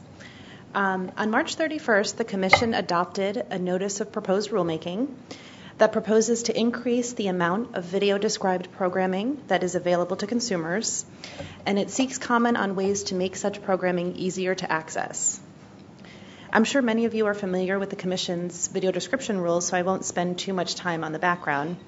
But just to give a quick overview, in 2011, the Commission took the initial step in expanding access to video description by reinstating its previously adopted video description regulations as directed by the CVAA. The rules require certain television broadcast stations and MVPDs to provide video description for a portion of the programming that they show on television. The CVAA also required the Commission to prepare a report to Congress, which we did in 2014, that analyzes the impacts and costs and benefits of the reinstated rules. In particular, the report found that video description provides significant benefits to individuals who are blind or visually impaired by allowing them greater independence in the ability to follow and understand television programs. The report also found that the costs of this service have been reasonable and in line with what industry's expectations were at the time the rules were adopted, and it identified consumers' desire for more video-described programming. The CVAA gives the Commission continuing authority to adopt additional regulations beginning 2 years after submission of the report to Congress, so that would be on June 30th of this year, if their benefits outweigh their costs. So the proposals in the NPRM continue the Commission's efforts under the CVAA to expand the availability of video description, and the item tentatively concludes that the benefits of the proposals do outweigh the costs. So currently what the rules require is that commercial television broadcast stations that are affiliated with ABC, CBS, Fox, or NBC, and that are located in the top 60 television markets must provide 50 hours per calendar quarter of video description during prime time or children's programming. And then MVPD systems that serve 50,000 or more subscribers also have to provide 50 hours of video description per calendar quarter on each of the top 5 national non-broadcast networks that they carry on those systems. And currently that is USA, TNT, TBS, History Channel, and Disney Channel. And then there are also pass-through obligations that apply to any network-affiliated broadcast station or to MVPDs of any size. So the NPRM makes a few key proposals that are relating to increasing the availability of video-described programming for consumers. First, the NPRM proposes to increase the amount of described programming on each included network that is carried by a covered broadcast station or MVPD by a total of 75%, which is the maximum percentage that is permitted by the statute. So under this proposal, each included network would be required to provide 87.5 hours of video description per calendar quarter, which is about roughly 6 hours and 45 minutes of video described programming each week. Second, the NPRM proposes to increase the number of networks that are included in our video description rules. So with regard to the broadcast networks, the NPRM proposes to continue covering ABC, CBS, Fox, and NBC, and then it also proposes to cover any other broadcast station that would fall within the top 5 nationally. With regard to non-broadcast networks, the proposal would expand the rules from the top 5 most popular non-broadcast networks to the top 10 most popular non-broadcast networks. And then under our proposal, we would revise the list of covered networks on a triennial basis. The NPRM also sought comment on whether we should include more networks or fewer networks, or if there's any alternative way or approach to determining which network should be included under the rules. Next, the NPRM proposes a no backsliding rule, under which a network would continue to remain subject to the video description rules, even if it becomes relatively less popular. So in other words, if a network is designated as an included network that has to provide video description, it would remain an included network, even if it falls out of the top 5 broadcast or top 10 non-broadcast network rankings. The NPRM also proposes to eliminate the threshold requirement that a non-broadcast network reach 50% of households in order to be included under the rules. And as a practical matter, that rule change would mean that non-broadcast networks, if any premium networks are among the top 10 non-broadcast networks, then they would be subject to the video description requirements. The NPRM also looks at ways to improve consumer access to video description. In that regard, it proposes to require that covered broadcasters and MVPDs provide a designated person or office that can respond to a consumer's questions about video description and provide technical support. It also proposes that any petition for exemptions from the video description rules and any related filings be made electronically. And it seeks comment on reasonable timelines for implementing all of these proposals. And then the item seeks comment on, but makes no proposals regarding a few other issues. First, it seeks comment on a requirement that distributors provide information that would identify video described programming to program guides, or on any other requirement that would make it easier for consumers to get information about which shows are video described. It seeks comment on a requirement that video on-demand programming or VOD programming include video description if that particular program has been carried by the MVPD with video description, which would make it consistent with the closed captioning context. It seeks comment on the state of the market with regard to the use of multiple audio streams. And then finally, it seeks comment on whether we should change our use of the term video description to the term audio description, which seems to be more commonly used by consumers and other federal agencies. So that sums up the substance of the item. The comment deadline for the NPRM is approaching. The comments are due on June 27th, and then reply comments are due July 26th. And we're looking forward to seeing the comments and hoping that we get that it reflects viewpoints of both consumers and industry. Thank you. This is Claude Stout. Thank you very much, Ms. Malarkey, and also thank you, Mr. Elder. Both of you, are you willing to take questions or at this time about the process? I think, no, I'm sorry. Yeah, because the proceedings are currently ongoing and we're in the ex parte periods, I think we're not going to take questions at this time. I understand. Thank you. Okay, thank you. So, first, let's thank them for taking their time out of their schedule today to come and speak to us. And I'm sorry that we held you a little bit later than what was scheduled. Feel free to stop by the refreshments booth as a repayment for that time. It's a lot. Go.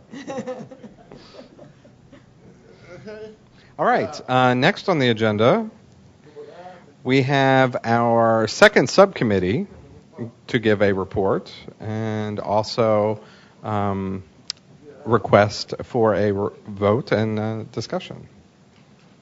So we've got Lisa Hamlin, who is going to be talking about video programming, and we have Tom Wodolski, who is the co-chair, who's not here. So Lisa will be handling the whole thing. So Lisa Hamlin, I'm going to turn it over to you.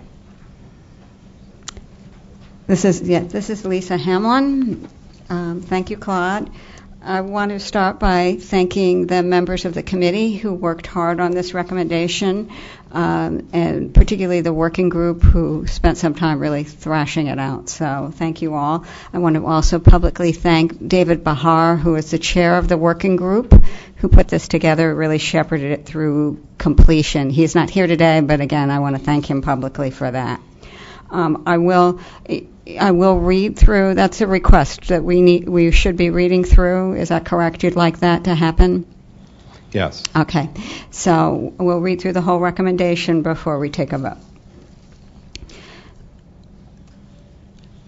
This is the recommendation of the FCC Disability Advisory Committee Video Programming Subcommittee.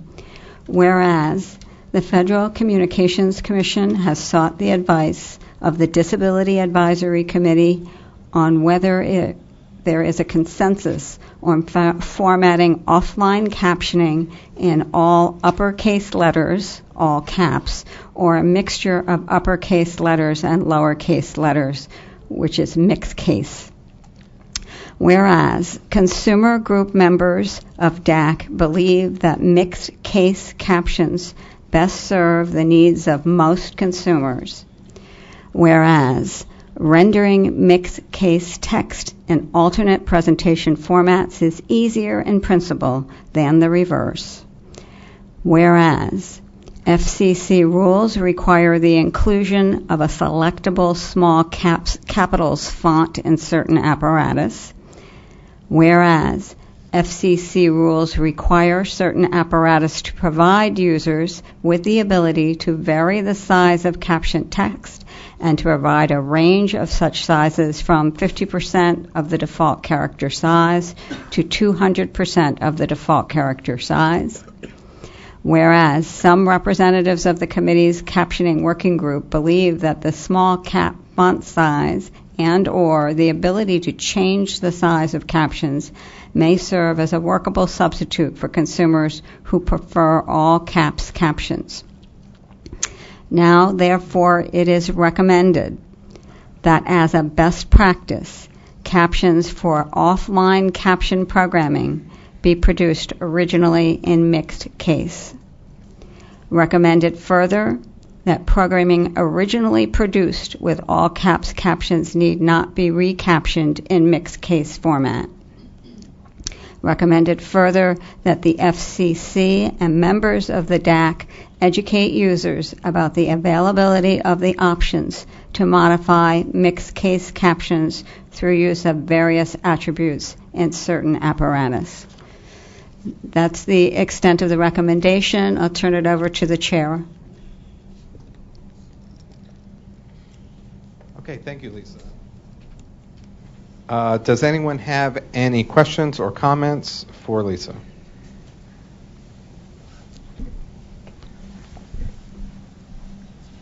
I see that Brian would like to make a comment or has a question. So, Brian?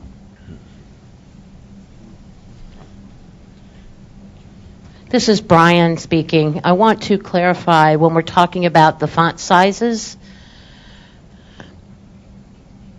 I have a specific recommendation for the larger sizes because many people with low vision issues,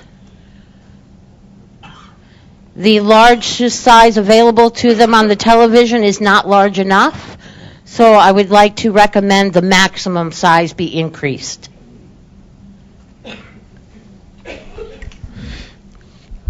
This is Lisa Hamlin in response, and please, members, correct me if I'm wrong, but it's my understanding that the size of the font is now established by standards. Am I correct about that? That it's already been set up, that the 708 standards have been set up for the font size and can be increased to 200%, as we say here. Is there any member of any objection from any of the people on my committee who would see it differently? This is Karen. I just want to respond to you correctly. So this is part of our rules. So any change would require a modification to our rules. This is part of the standard that's incorporated in our rules. So that's why we didn't take it up here, but if you wanted to change that, or I would assume that even though the standards are set, that if any maker wanted to do additional sizes, they could. So that would be another approach of going at it. This is called Brian.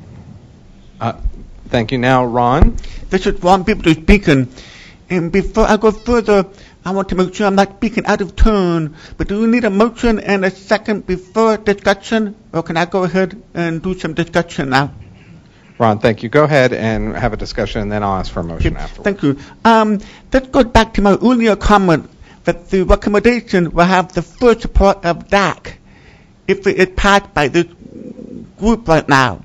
And so I want to point out a couple maybe discrepancies, because the second paragraph specifically referred to consumer group members of DAC believe. And it almost seemed to me the paragraph should say, whereas DAC believes that mixed case caption but support, because DAC is going to present this proposal. And then in the sixth paragraph, as we come down, we have some representatives of the committee captioner working group believe that, so we can say that whereas DAC believes that, so if DAC is going to support this, I think we need to substitute those terms. Claude, if I may. Yes, Lisa Hamlin again. These recommendations were really specifically hammered out among the group. We specifically wanted it to say that the consumer members and the other members of this working group had this perspective. I certainly would let the other members of this committee speak, but I think that it can go as stands, even though the full recommendation goes forward. These are the whereas sections, and so the commission can look at who put this together and what our positions were. But if anyone else wants to chime in, please do.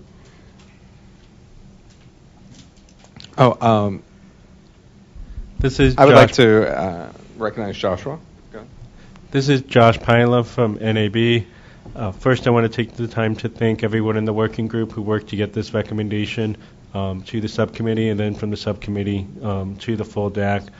As part of that process, as Lise points out, the whereas provisions were heavily negotiated in that we could not come to a consensus on those particular items, and rather than have dissenting opinions or otherwise not have the recommendation reach the DAC, we came to language compromises that allowed everyone to vote as the subcommittee to bring it fully to the DAC. So I respectfully request that the language remain as it was voted by the subcommittee. This is Claude. Okay. Any other comments or questions? All right. As the chair, would like to ask for a motion, because once we have a motion and a second, before we go for voting, Howard has so moved, and so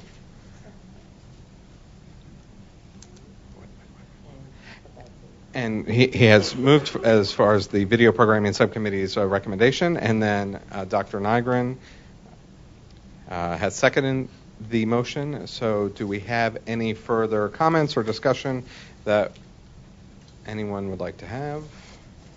Seeing none, then I would like to call for a vote. As we did earlier this morning, we'll use the same format, starting with Dr. Nygren.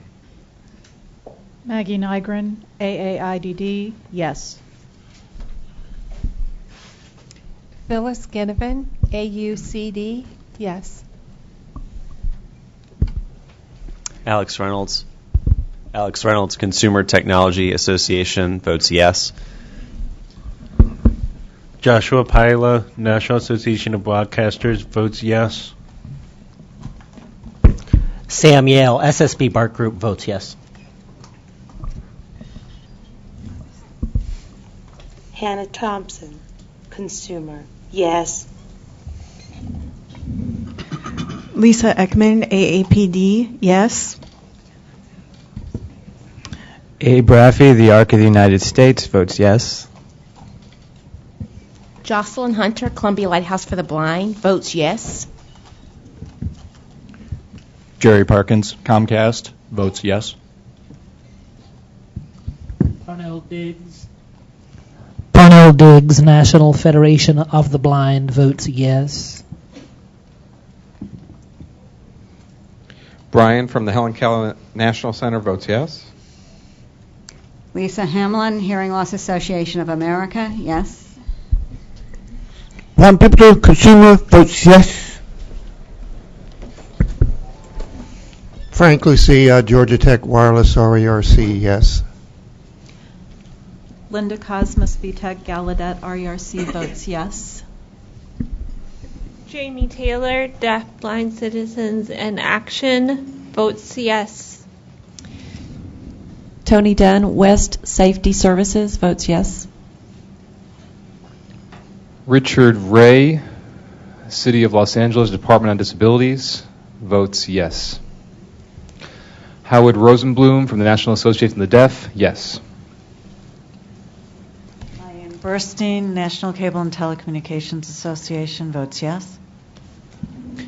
Eric Bridges, American Council of the Blind, votes yes.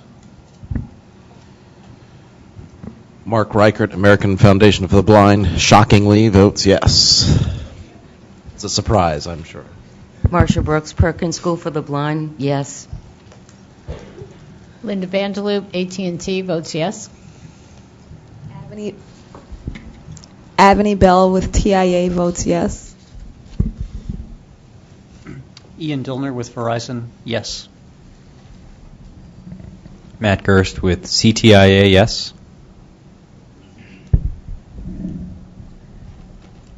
Okay, John Fima, abstain.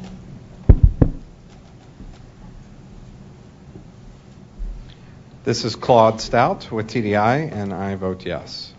Okay, obviously we have a very strong consensus here for yes, so the motion carries, and we will send the motion off to the Commission for further consideration and action. Thank you very much. Thank you, Lisa, and your committee. Would you like to say some more words, Lisa? Did you have something else? Thank you all for that. I just wanted to make sure, Tom Wadowski is not here today, but I wanted to make sure the video description group had anything to report. He didn't let me know. So do you know if anything? Jerry with Comcast, filling in for Tom. No, nothing else is currently being worked. Okay, great. Thank you so much, and thank you for thank you again to the working group. All right, thank you, Lisa, and thank you, Tom, in his absence, and to all of the members of the subcommittee. Okay, now moving on to the next item on the agenda. We are a bit ahead of schedule, and we have about 15 minutes here, so let's go ahead with the Advanced Communication Subcommittee report. And we have with us Mark Reichert and Susan Mazzarosi, who's the other co-chair, who's not here with us today. So, Mark? I believe you are ready with your report. Thank you all very much. This will be an extraordinarily brief report, which means after I'm done presenting, you'll even be farther along in the agenda today. So that's always good news. Sorry that Susan can't be with us today. We have had a couple of meetings in our communications subcommittee group since we last met, all of us, to, among other things, look at sort of investigating the merit, the value, the utility of perhaps putting before you a recommendation around health information technology and the coordination of this commission's work with the work of other federal agencies. That effort is ongoing, and with perhaps at future meetings we'll be back with you on on that recommendation potentially or others. With that, back to you, Mr. Chair. This is Claude. Does anybody on the committee, on the council, have a question or comments for Mark and his group? Seeing none, I say thank you, Mark. I'm now going to ask our designated federal officer, what do we do now about lunch? Should we do another matter of business before we eat, or what would you care to do? Hi, this is Elaine Gardner. I believe the lunch is set up. I mean, I know it's arrived, and thanks to Sorensen, we have a lovely spread. I would say we should go ahead. We should take the lunch break. I want to note that we have a demonstration scheduled that's specifically can't start too much before 1:25. So I'm thinking maybe we shouldn't come back until 1. We can move up the technology report. We can come back at 12:30. Right. I guess we could come back at 12:30. I also have a concern that I have to keep the public participation time around what I've announced in the public notice. So, but anyway, let's come back around 12:30 or maybe a little bit afterwards, maybe 12:45, so you can have plenty of time to enjoy this great spread from Sorensen. Thank you very much. This is Claude. We will see you back at 12:45. Thank you. Yeah, it always makes.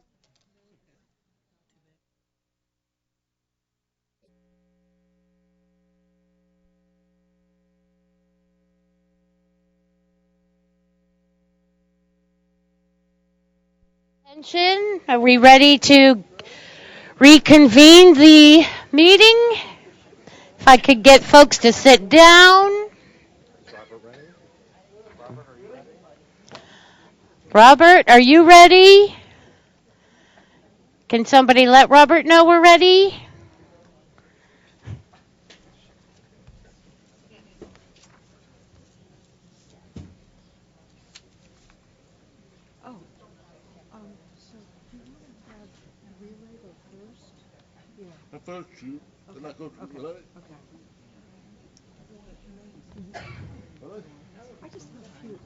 I want to make sure we have all of our interpreting aids in place.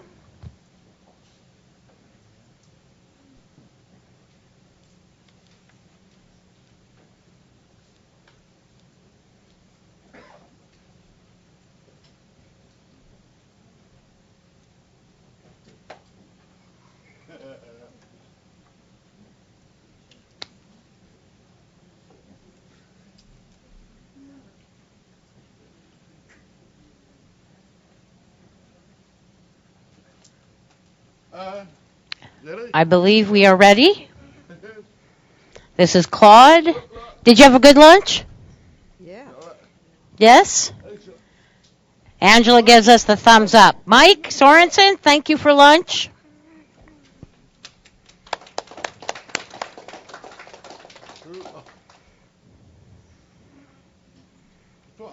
Before I turn the floor over to Elaine, I would like, who's going to introduce a new DAC member, I want to let folks know that we have a lost phone that's been found. It's an Android phone with a blue case.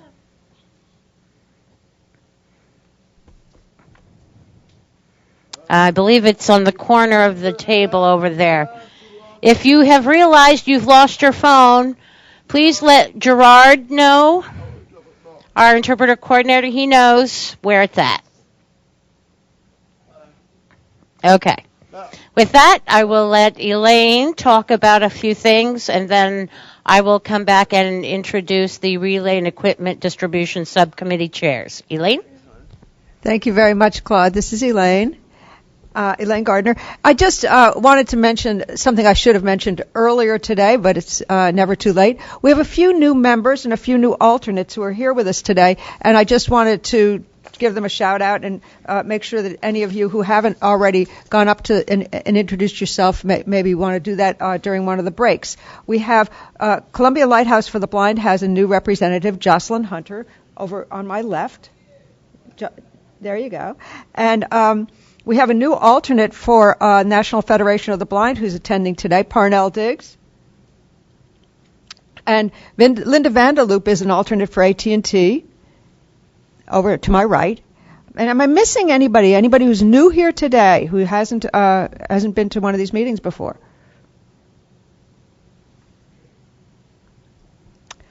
No. Well, anyway, thank you very much and welcome to you. We're so glad to have you here.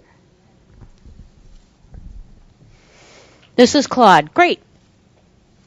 We will now hear a report from the Relay and Equipment Distribution Committee, Marsha Brooks and Angela Officer. Hi, I'm Marsha Brooks. My excellent co-chair, Angie Officer, to my right. We have a lot to report, so I'll be reading some of it. I hope you'll indulge me. So we want to give our sincere thanks to the FCC staff and to you, the DAC members. So on behalf of the Relay and EDP Subcommittee, we would like to offer our congratulations to Susie and Elliot on their new roles. Elliot, I'm not going to tackle the title because I don't think it fits on a business card. So our congratulations to you both. So today we'd like to present a summary of what our subcommittee has been working on for the past few months. And we're very pleased with the progress from the working groups, the 3 working groups under our subcommittee. The first thing I'd like to share with the group, it may be old news, but it's worth reiterating, is the transition of the MITRE Center of Excellence work to the Relay EDP Subcommittee.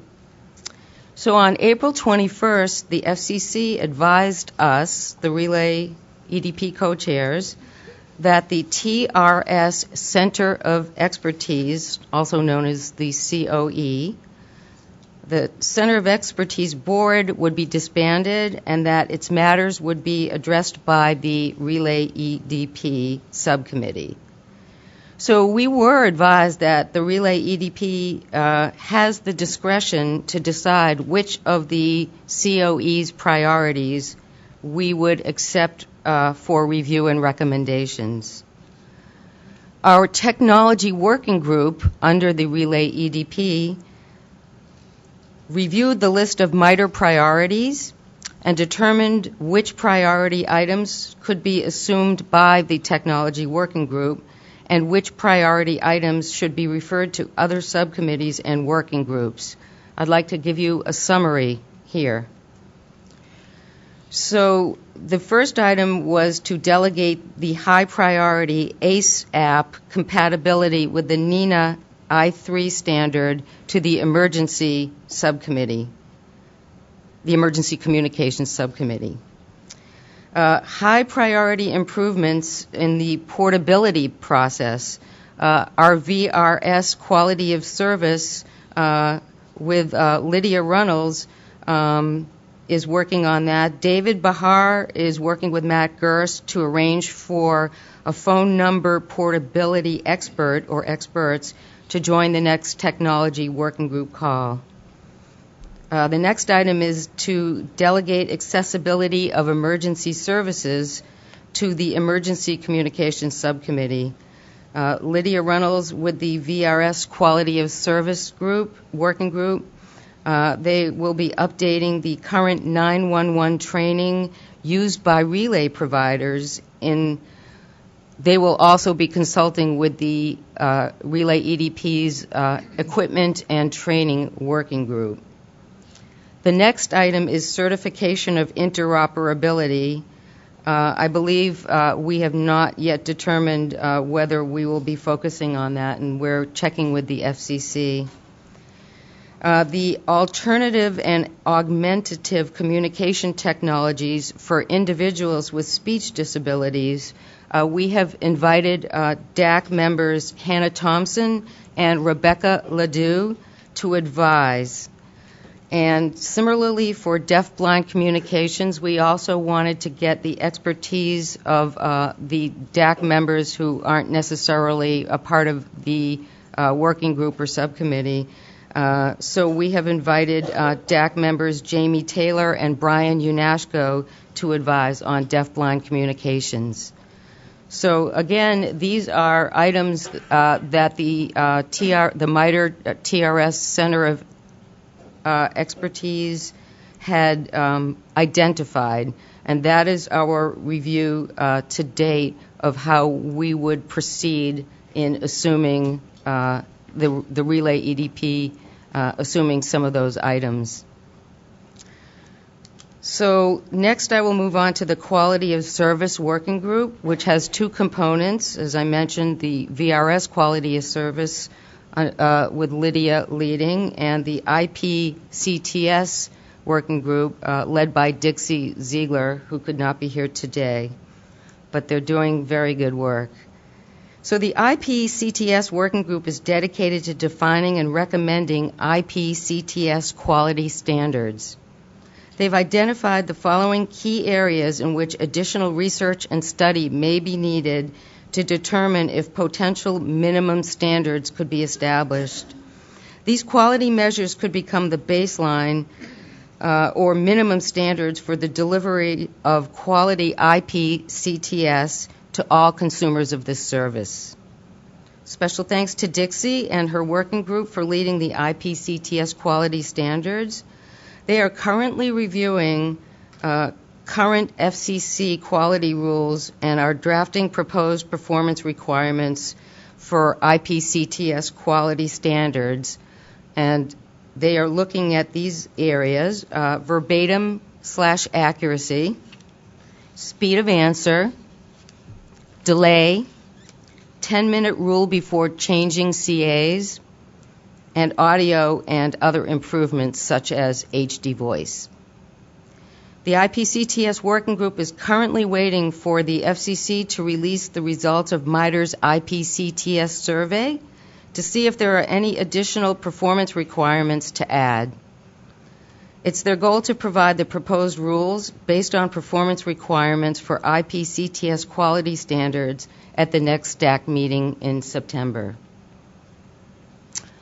The VRS Working Group is currently working on VRS portability.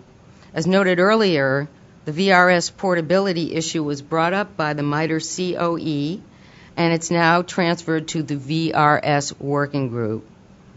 The features and devices do not seamlessly port between VRS providers, which limits functional equivalence for the deaf and hard of hearing and limits options for them. Currently, it's very frustrating for a person who is deaf or hard of hearing to port their 10-digit telephone number to another VRS provider. It takes days to port a telephone number within the VRS industry, which does not allow for equal access. Customers should be able to import and export all of their information from one VRS provider to another, including contacts, address book, pictures, avatars, and other important information. Device portability is another area of concern. This includes portability of hardware video phones as well as software video phones. Special thanks to Lydia Runnels, David Bahar, and their working groups for collaborating to discuss an action plan for improvements to the portability process, and hopefully they will be able to provide recommendations to the DAC at the next meeting in September. Also, Lydia Runnels currently working with the Emergency Communications Subcommittee and the Equipment and Training Working Group on the 911 training issues for VRS. One other item I want to share is that the Relay EDP Subcommittee is also discussing members' concerns regarding the National Deafblind Equipment Distribution Program, the NDB-EDP. And that discussion has so far resulted in one non-DAC affiliated ex parte filing to the docket. So as you can see, we've been very busy addressing a number of important items. I mentioned before that we are very eager to involve the expertise, the full expertise that we have available to us on the committee. So we would hope you feel most welcome to let Angie and I know if you would like to provide input to any of these working group activities, and we appreciate the opportunity to provide this report. Thank you.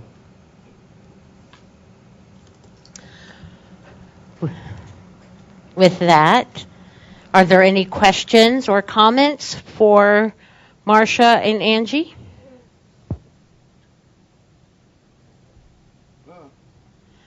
Seeing none, okay, thank you both, Angela and Marcia. Okay.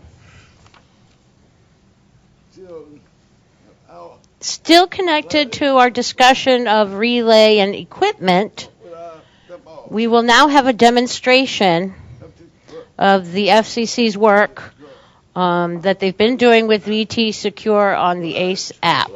So I'm going to ask Robert McConnell and David Schmidt, are you both ready to begin the demo? Yes, Claude, we are. All right, with that, I turn it over. Good afternoon, everyone. It is great to be here today. Thank you all for taking the time to have us here this afternoon. I'm Robert McConnell, and I am with the FCC's Disability Rights Office. Today, I have with me sitting at the table here David Schmidt, who is also known as Raster around the office. He is with the FCC's Office of the Managing Director, and he is the TRS Fund Program Manager. Among other responsibilities he has, he's responsible for several contracts that have to do with TRS administration. This is James Devine, who is with a MITRE Corporation, who the FCC has contracted to build this particular platform that we're about to be showing you, which is called ACE Direct. You may recall in August at the TDI conference, which Claude's organization hosted in Baltimore, that Chairman Tom Wheeler announced Accessible Communications for Everyone, ACE, or ACE, the ACE initiative, which is an investment of technology that will improve the relay service. And this is the first part of our effort here, which we are really thrilled to be able to share with you today. I want to tell you a little bit about the purpose behind ACE Direct first to help set the stage. If you don't have any familiarity with VRS, Video Relay Service, any deaf individual using sign language who wants to contact, let's say, a government agency, let's say it's government agency XYZ, the way that one would do that is through video relay service, where you connect over video to an interpreter who's connected over the phone to the government agency and relaying that conversation. There may be some issues there of the interpreter understanding the signs of the deaf caller, the interpreter knowing this particular nature of the issue at hand, which could be very specific and nuanced, and it can sometimes be a frustrating experience, and the wait time can be excessive, waiting on hold while the interpreter could potentially be handling other calls. So we wanted to find a way that we could take steps to address that. Of course, you can use a video phone to make direct calls to friends and family and communicate in sign language over video without any interpreter if you know ASL and also have a video phone. So it makes sense to bring those two concepts together. If I, as a deaf person, now need to call agency XYZ, why don't I have a direct connection to a deaf person or hard of hearing person who's been hired to staff a call center at that government agency, call them directly without needing an interpreter to facilitate that call? And to do that, you must have a call center platform that is akin to or equivalent to what hearing voice call centers have. When a hearing caller calls into government agency XYZ, they have a particular user experience that we're trying to replicate through a video and text environment. And that's what you see here on the screen. So if you have an employee at government agency XYZ that are taking their ASL calls, they're sitting at a computer terminal. All they need is a computer with two separate screens. On one screen is the ACE program, and on the other is their call center interface. There is also the ACE app for making and receiving video phone calls, and I'm going to tell you a little bit about that first before we get into the other exciting features about this here. So you've got video that can come in through the ACE app here. You also have real-time text chat functionality, which is a big deal at the FCC, and we certainly want to make sure that we include it as a core functionality here. And not only limiting this solution to ASL users, but eventually that this system could be used for anyone who wanted to make some use of it, including this real-time text functionality. There's a frame here for agent information about that employee who is logged in, taking those calls.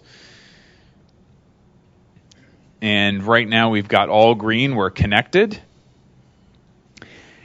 Now, if the agent also wants to see the status of kind of operations to make sure that all the different pieces of the system are operating as expected, we have access to look here on this frame on the left to see we've got all green, everything is functioning fine, so the agent can have confidence that they're ready to take calls.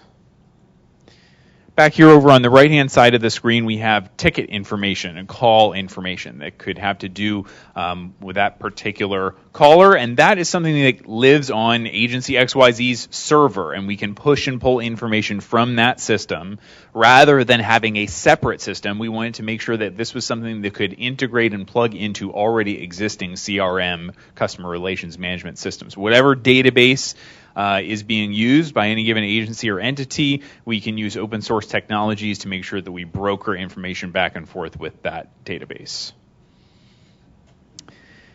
So when a caller calls in, there is certain call ID information that can be populated, and we can also pull in account information and pull up previous information about that particular caller. If this is someone who has filed complaints in the past or has contacted us in the past before, and we want to have access to some of that background information to understand the context of where this person is coming from, if this may be a repeat issue that they're bringing to us, it helps to make sure that that agent fully understands that customer's situation. So we want that, which is equivalent, again, to what you see in those hearing voice-based call centers. We also have script functionalities. You see the script functionalities come out here. And voice call centers often rely heavily on these scripts so that the customer care agents have ready responses to commonly asked questions and can read from those scripts. So if you've got somebody who, for example, needs to change an address, you've got a script for changing address that you'll be able to bring up and to give that person all the right information. And in this case, you will be signing it over video. That is a really significant functionality that we want to ensure in order to make sure that there's consistent quality of handling calls, akin to what you're going to see in a hearing voice call center. At this point, I would like to move on to actually having a call come in from a video phone. So many of you may already have video phones either in your offices or your homes, and in those video phones you have access to simply dial a number. You see a video phone here over here on the table. Now that call is going to go into this agency, if we go ahead and dial, and it's going to connect to our iAVR, an interactive video response system. So you see on the video phone here, it says, "Thank you for calling. Your call is important to us." All of this is in American Sign Language over video. Press 4 to ask a general question. If you need assistance with getting forms or filing a complaint, press 5 if you want to file a complaint. And press 6 if you have already filed a complaint. So we're going to press 5 on this menu. So we have pressed 5 now on the video phone, and now on the main screen here we see that this interface is ringing, a visual ring, which is a critical function here. And in bringing this up, we've got, hello, beautiful people. Everyone here is now on video. We are now connected to a two-way video connection. We've got David here, who is acting as our ASL call agent for the day. And at this point, you can engage in your conversation about whatever issue that you have, communicate with that agent in American Sign Language over video, input any pertinent information into the call information fields that exist here. And is there someone else who wants to call in while you're already on that call? If you were using a traditional video phone, you're either going to get a busy indicator or you're going to have to leave a voicemail message. But we wanted to ensure that we had call queuing functionality so that when calls are going in, and calls are now being made from MITRE headquarters in Virginia, which means this system is live today, is not simply just working in this room. When those calls come in, right now we're going to have a moment after this call is ended to type in any other information. I do want to make sure to mention this too. When you have a voice call center agent processing an incoming call, that agent can both speak to the caller and type or write any notes as they need. However, for a deaf call center agent who used their hands to sign, they're not going to be able to both take notes and engage with the caller. So we wanted to provide was the ability for the agent to have a moment to be held out of the available queue in order to be able to complete all of their notes. So although David has completed his video call, he is still not in the active queue to take another call until he completes all of his notes. And once he completes all his notes and he clicks that he was ready to close this ticket,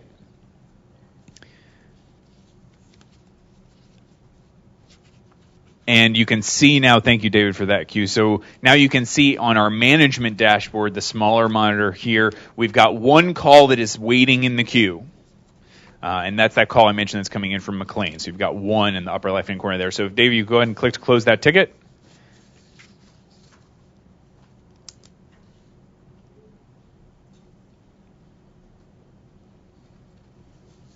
And if you could close the ticket, or I think we have to put in some information there. So we've got a subject line. You've got an opportunity to put in any kind of information you need before you close the ticket.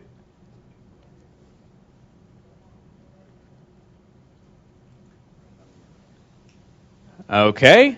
Hang up first. That's an important part of this. Great. And so at this point, then we can close the ticket. And that should bring us to be active in our queue. And as soon as we've closed that ticket, we're getting this ring because our agent is available now again, and now we're getting the next incoming call, which is from McLean. Hi, how you doing, John? Good to see you. So we are now back in the queue. We now have two-way video again coming from outside of this building. So this is the call flow design, which is completely customizable for whatever call center environment and whatever scenario is going to be used in. And this is the next caller in our queue. There could be 3, 4, 5, or more callers in the queue. Now, if you've got 10 people waiting in the queue, you might have some problem and need to hire some more people. But we can handle as many people in the queue as you need. What you see on the smaller monitor here is the management dashboard giving you all the information you need to know about how your call center is operating. On the upper left-hand corner, we see we have 0 calls waiting in the queue right now, which is a good thing. On to the right of that, the green square, we've got the calls that have been completed and handled. Next to that, the average wait time for an agent to respond to a call that has been waiting. And then the red is a really significant metric that is tracked in call center industries, wherein you have an individual who calls in and is placed into a hold queue, and then while in the hold queue, terminates the call. That's what they call an abandoned call, and we track that as well. That information helps the decision-making process for management and call centers to ensure that they're getting all the information they need about how their call center is operating. There's also information about how the queue is running, same type of data that you're going to see in a hearing voice call center, how many calls are in which queue. So if you've got the general inquiries queue, you've got your complaints queue, how many agents are logged into those queues, are all of your agents active? Do you have an agent that has been on a call for an exceedingly long time? They haven't been taking enough calls. The manager needs to know to be able to inquire about what's going on there. So this, again, is all about being equivalent to what you have in a hearing call center environment. That's the goal for this whole project, is to ensure that you've got functional equivalence for those users of Relay throughout the United States.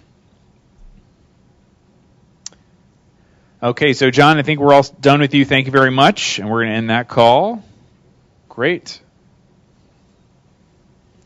Now, of course, again, we've got to put in all that information into our ticketing system to close out that call, and then we will be available again in the queue. The next thing that I wanted to show you today is what we call the art of the possible.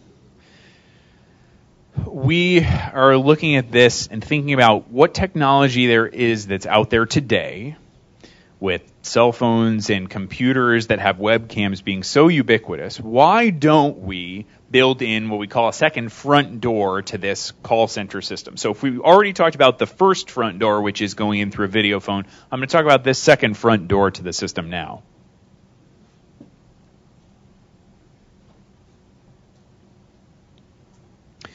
This is just a mock-up frame, but if you envision an individual who wants to file a complaint at the FCC, and they're going into the online web portal to file a complaint, they get to their complaint form. Let's say it's an accessibility complaint. Either they're a television provider or internet provider or relay provider or whatever the content is, but they have some complaint, some problem that they want to file with the commission. So they fill in these fields: first name, last name, phone number, etc. Fairly standard. Once they put together that complaint, all of these fields, they want to submit that into the FCC system as usual. So we're going to go ahead and click on submit. And now you see the customary standard notification that your submission has been received. You've got your confirmation number, but that is not all. There is more to come now. So with this thank you message, you make note of your confirmation number and you click on continue. And now you have the next option here is, would you like to contact an agent? Which means now that you can engage directly with an individual to talk about your complaint or inquiry to ensure that everything was received, that everything was clear, if there's any follow-up information, or perhaps this individual can resolve your complaint on the spot there rather than having to put it into the bureaucratic system. And so you may want to engage an ASL video call right there. And there are two options here. One is a text call, which would be real-time text, or the other one is an ASL video call. So we're going to use ASL video call because I'm an ASL user, so I would click on ASL video call. And the next window here is an important one that we want to make sure that this system is available to eligible and qualified relay users. And the way that we're ensuring that we prevent people who want to make some mischief on a two-way video connection that's just open to the world is by asking for the user to input their video relay service number, which can then be checked with our numbering database to ensure that, yes, this is a truly qualified user, and if that number does not match, then that user will not be able to use this service. They can certainly call, they can potentially text, but if you do get a match with that number in the database, as we were about to submit a number here, and it was a match, so we are now connecting our call. And I'm going to jump back a screen here. Again, we see our incoming call ringing. We're answering that call, and we are connected. I see James here on the other end here.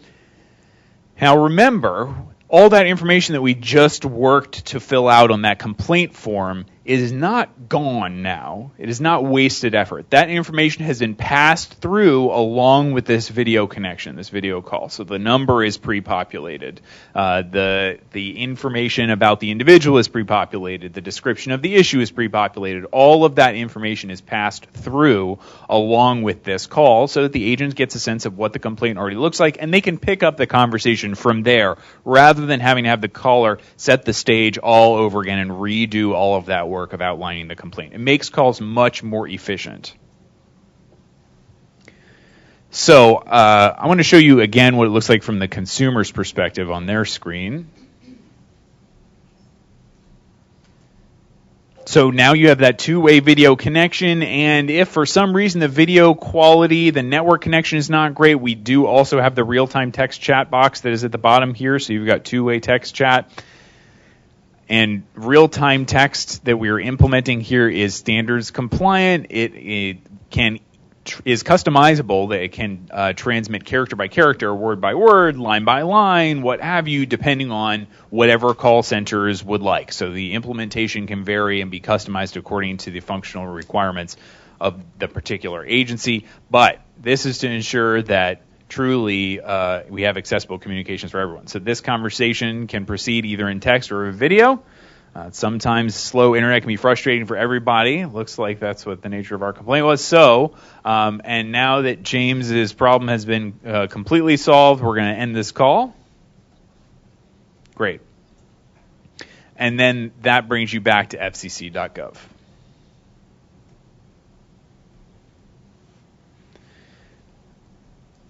And now we've got the real-time text chat that still exists on the agent's end to be saved, to be used for the purposes of writing notes, what have you, and the same type of interface that we saw earlier. Everything that I've shown you so far this afternoon is part of a system that was built by MITRE. So the question is, why did the FCC engage MITRE for this? First, as you all know, it is possible technologically. We wanted to show that this is something that is easily achievable today. It can be done without an exorbitant amount of effort. And we're hoping to have this particular system implemented at the FCC within about a month or so. It is not also an expensive solution. It's something that is available and possible today. It's not expensive in the scheme of things. It is also built using all open source software, which means that if agency XYZ likes some features and functions of this and wants to implement this system, they don't have to pay any licensing fees for this software in order to get the software that is running this system.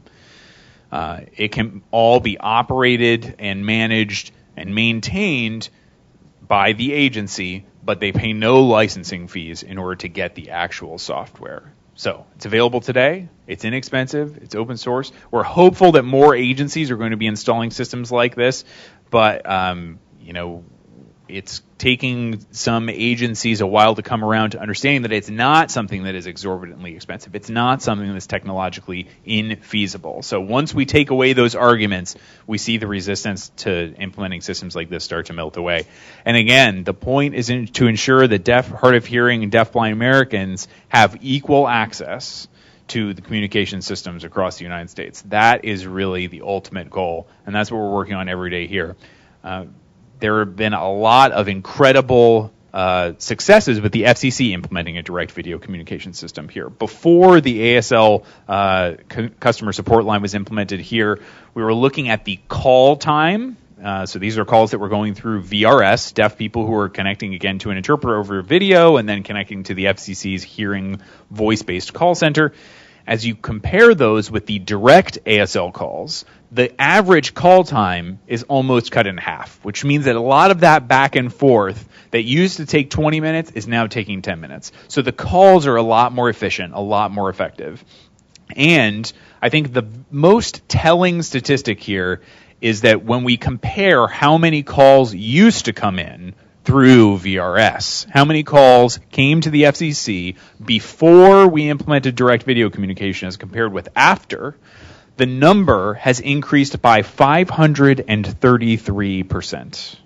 533% more calls, which means that we're much more effective here than we ever imagined that we would be. We are reaching a much larger audience than we ever thought that we had. Individuals who potentially would never have reached out to the FCC before we implemented this system would simply have lived with whatever issues they were experiencing with whatever telecommunications or television issues they had, now are feeling free to reach out to the FCC to talk to us about it. So engagement with that consumer base has gone through the roof. I mean, 5 times the number of people using this system is really an incredible benefit. And we know that those statistics, will probably be replicated throughout America, regardless of whatever entity wants to implement this type of system. So again, it goes back to equivalent communication for everyone. Accessible and equivalent communication for everyone. Accessible communication for everyone, ACE. That's ACE. David, you have anything you wanted to add? Nope. All right. So we wanted to make sure that deaf people have access to all of this. And if the general population wants to get access to these types of things too, We wanted to make sure that now we are ahead of the curve. The accessibility innovation is now ahead of the curve. And now the general population may want to catch up and may say that they want to have these types of functionalities too, but we are going to be first. Dave, do you want to go ahead? You need the microphone. So real quick, just to elaborate on a couple of things. One, we're agnostic on whether people use this tool or another tool. The reason we underwent this effort is to prove to people that as we went out and told government agencies, hey, you need to be providing this under what we're calling our direct video communications initiative, we kept getting it's on our 3-year plan, it's on our 5-year plan, and we want it on their now plan. And so we presented it at the White House in October. We've continued to refine it because we wanted to prove to people that the technology is ready today and that their excuse for not doing it is no longer valid. So whether they use this solution or a commercially available solution, quite frankly, the FCC is agnostic on that. We just want them to use a solution and do it quickly. So that's really the goal. And the other thing that you may or may not have noticed in this is this particular thing is built to work with existing data systems so that you don't have to throw away the baby with the bathwater and get rid of some of your tools. This will work with it. So it's really intended to be a one-size-fits-all to the extent that that's possible. And so we're very excited about it. We have a lot of engagement. We had, I think, 10 federal agencies in here last week, and we're in advanced discussions with one of them. There are 2 other government agencies that currently offer direct video communications using not this system, but just a regular video phone. So there are those that are willing to come to the table and provide this much needed service to everyone.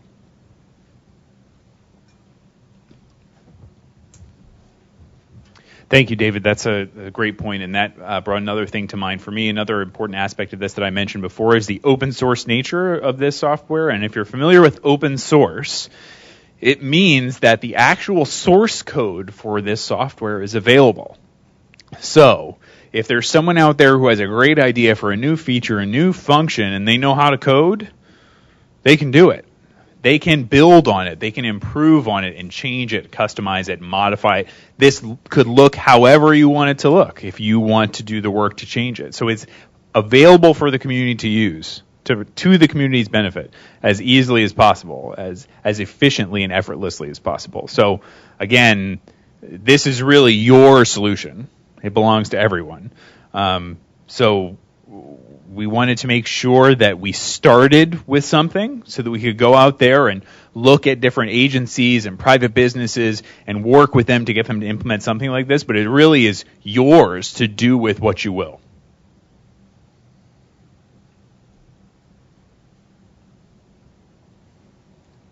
So, Robert, I'm asking, are you done? Yeah. Does anyone have questions for Robert?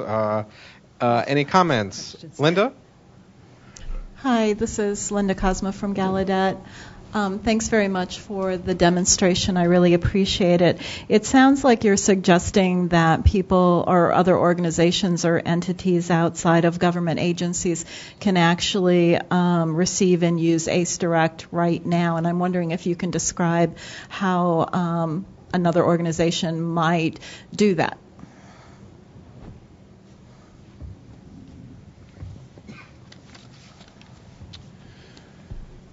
So this is Dave Schmidt. Back in November, we published what we called at the time the cookbook, and it is out in the public domain for anyone to download. And last I checked, I believe it was downloaded somewhere around 70 or 80 times. We are currently working to release this version. It will look different than that. What that looks like, I can't say exactly because we're not done.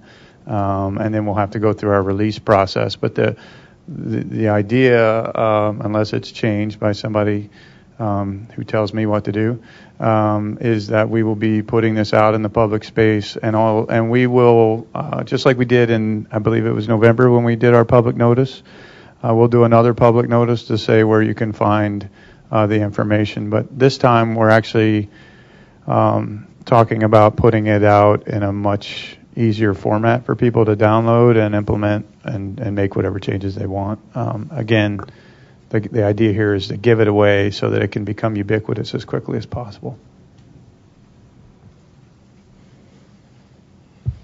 Okay, great. If I could also add to that, right now we're running this software in the cloud, so it exists right now on an Amazon Web Services interface, but it is up to the implementer in terms of where they want it. You want it on the cloud in Amazon, you want it in the cloud in Microsoft, you want it on Squarespace, you want it in a secure room on your server with, physical security measures. All of that is up to the implementer, however you want to install it. And that cookbook that we're talking about gives you the step-by-step of what you need to do, what your IT team needs to know and needs to do in order to make sure that all the ports on your firewall are opened up and what have you, so you can end up getting something like this. And once you're comfortable with the implementation, then you can look at what the next steps are. And then you can look at customizing it and making sure that you configure it to your specific needs and your specific workflow.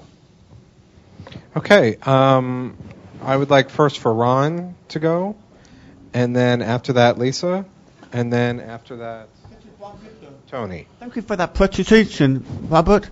It's interesting. One thing I want to clarify is the different agencies, government agencies, that might use the Ace Direct app. Say you have the Department of Homeland Security and maybe Social Security. Are you going to have to download? It's a user at the other end, like myself, who would use VIS. When I need to download everybody's app, well, you just download one app, one Ace Direct app, and you can communicate with anybody using Ace Direct.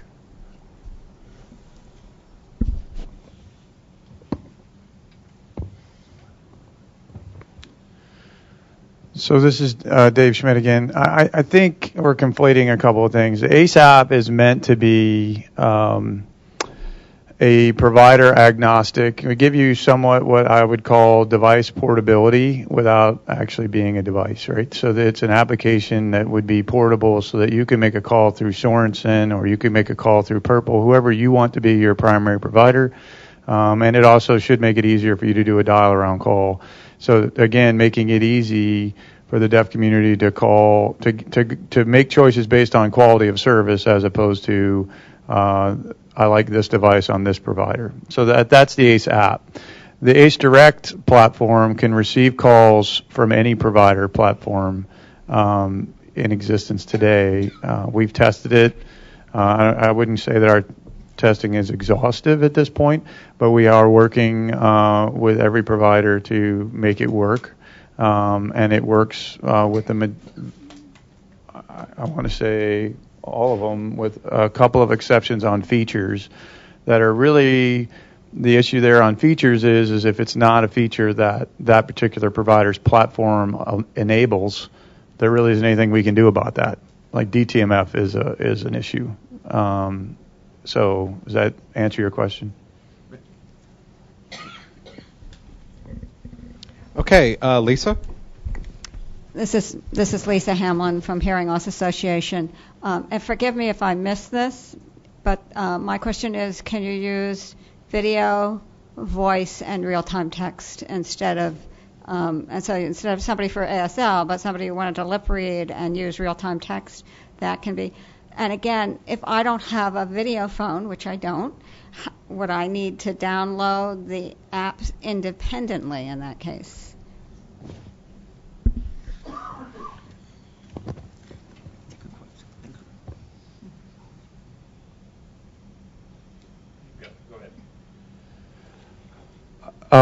So our particular use case that we started with was for deaf-to-deaf call centers. One thing that Robert didn't talk about, but one thing that we mentioned to folks is that we've got a 40 to 70% unemployment rate in the deaf community, and this is an opportunity for people who are ready, willing, and more than able, and Robert's a perfect example of that, Robert is much more capable than I'll ever be, and he's proven that on a daily basis. So, but he got the opportunity from a deaf-to-deaf call center. So that's kind of had been our initial use case. The answer to your question from a technology perspective is this particular platform handles voice calls, it handles video calls, and it handles real-time text.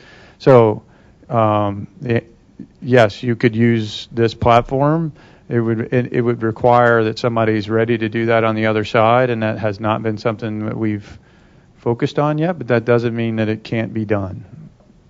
That's as honest as I can be. Okay, Tony?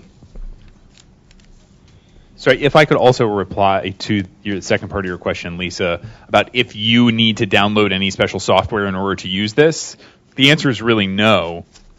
And if we look back again at our consumer interface, we're using Google Chrome. You can also use Mozilla Firefox. We're talking about something that is built into your web browser. Now, we do have the video phone number check in place in this particular demo that is a gatekeeper for individuals getting to use the video chat functionality. But the technology itself has very broad applicability, and you could in fact have various use cases and various workflows that could all be customized to meet whatever need it is, whatever use case or workflow it is that the agency is trying to achieve. So it's again about the art of the possible, and this is really a blank canvas on which you can paint, whatever picture you want to get the functionality that you're looking for from the enterprise perspective. Okay, great, Robert. Thank you. And Tony was next. Tony? Thank you for the demo. It's very informative. My question has to do with how do we help other people know that this exists, that they could take a look at it and see if it would fit their need. Do you have some sort of promotional type video? Or I don't want the cookbook because that tells me all the details of how to utilize it, but how can I explain this to other people? Sure. We do have a nice flyer that's been put together that summarizes pretty much the whole concept behind this. I'll be happy to go grab a stack of those this afternoon for any of you to take as you'd like back to your offices to review. And also, you can reach out to us. It also has contact information. If you have any questions, if you're interested in opportunities, we're happy to talk more about it. Myself, Raster, and others are all on that email. It's DVC, as in direct video communication, DVC @fcc.gov. So that email address reaches any of us on that team here at the Commission. Oh. So to add to that, we've gone out so far we were enabling this week with it. We were at the 311, the Association of Government Call Center Professionals in Chicago earlier in May, where we demonstrated it.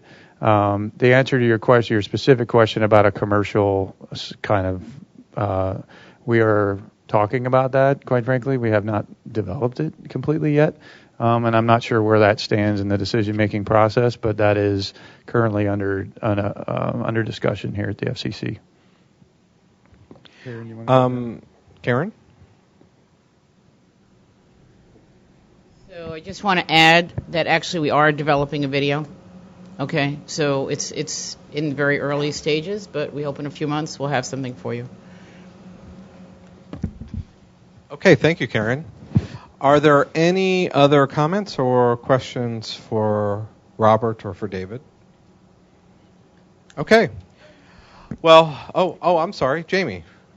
Jamie, go ahead. So just to clarify, the app is the ACE app for consumers. Is that actually available to download right now? Just to clarify, I wasn't exactly clear on that.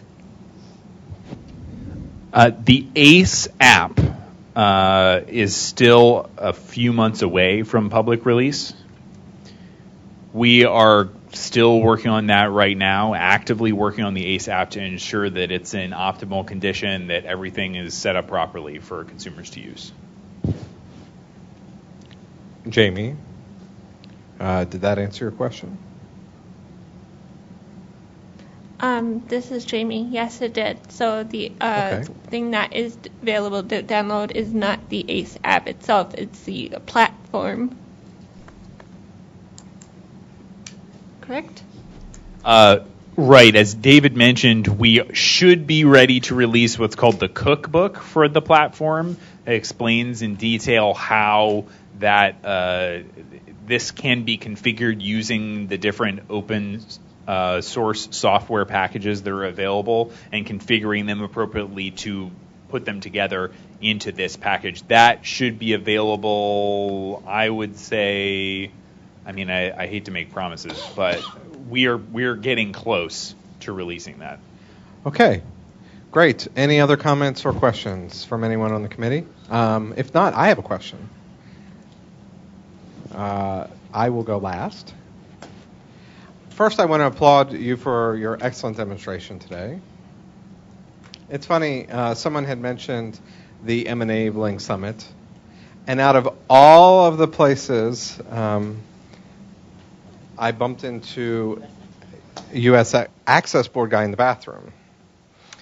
And he talked about how long he'd been doing this kind of work, and he said he'd been doing it for 10 years. And that he'd worked on 508 refresh. And I encouraged David and Karen to get in touch with the U.S. Access Board, because if you can kind of plant that seed or tell them what's being worked on, because the U.S. Access Board has the final refresh list, or list of information that will be impacted by the refresh. And that has implications for the entire federal government. So once the U.S. Access Board, you're on their list, then that goes to the White House, that goes to OPM, that goes all over the federal government. And they can start to hold federal agencies accountable to new 508 standards after the refresh. So it's very, very important that the Access Board is familiar with what's going on. It takes them years to go through and do refreshes, and it's happening now, so it's time to strike while the iron's hot there. So, Claude, this is Dave Schmidt. They were invited last week to the demonstration. Oh, okay. That's good to hear. This is Karen. Okay. Actually, I've given a number of presentations about this project, not only to the Access Board, but to multiple federal agencies for at least a year now. So the Access Board has been very aware of this project. Unfortunately, it was the whole concept of direct video communications was not put into their notice of proposed rulemaking or any of their advanced notices of proposed rulemaking, so that it's not likely to be required in its final rules, which is unfortunate. The other way of going about this, and we haven't really explored that yet, but the Department of Justice does periodic updates to its Americans with Disabilities Act rules. In the past, the Department of Justice has determined effective communication to be achieved through relay services. Now that there are other ways of doing this, it may be that this may be determined to be the most effective way of communicating by phone. When the Department of Justice created its original ADA regulations, this didn't exist. There was either TTYs or relay services. So those rules as well need to be updated. Okay. Thank you for that insight. Any other comments or questions? Last call. We're heading out to the bar now, right? Last call. All right. Thank you very much, Robert. And David, appreciate your presentation. Sure. Thank you.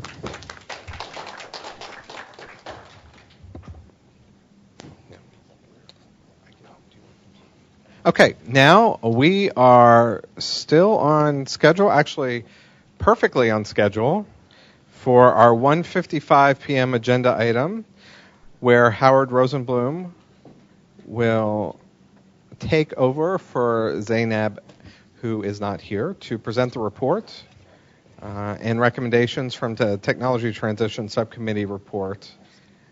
So, Howard? Thank you, Claude. I am thrilled to be here, even though Zainab is enjoying her time in France. First, I would like to give, thankfully, a short report, and then there is the 3-page recommendations. So don't blame me, blame Zainab and her committee.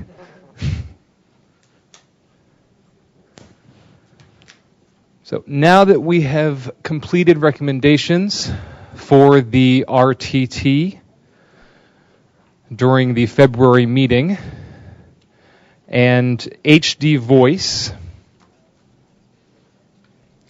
we have a list of remaining priorities for the year, and these are in no particular order.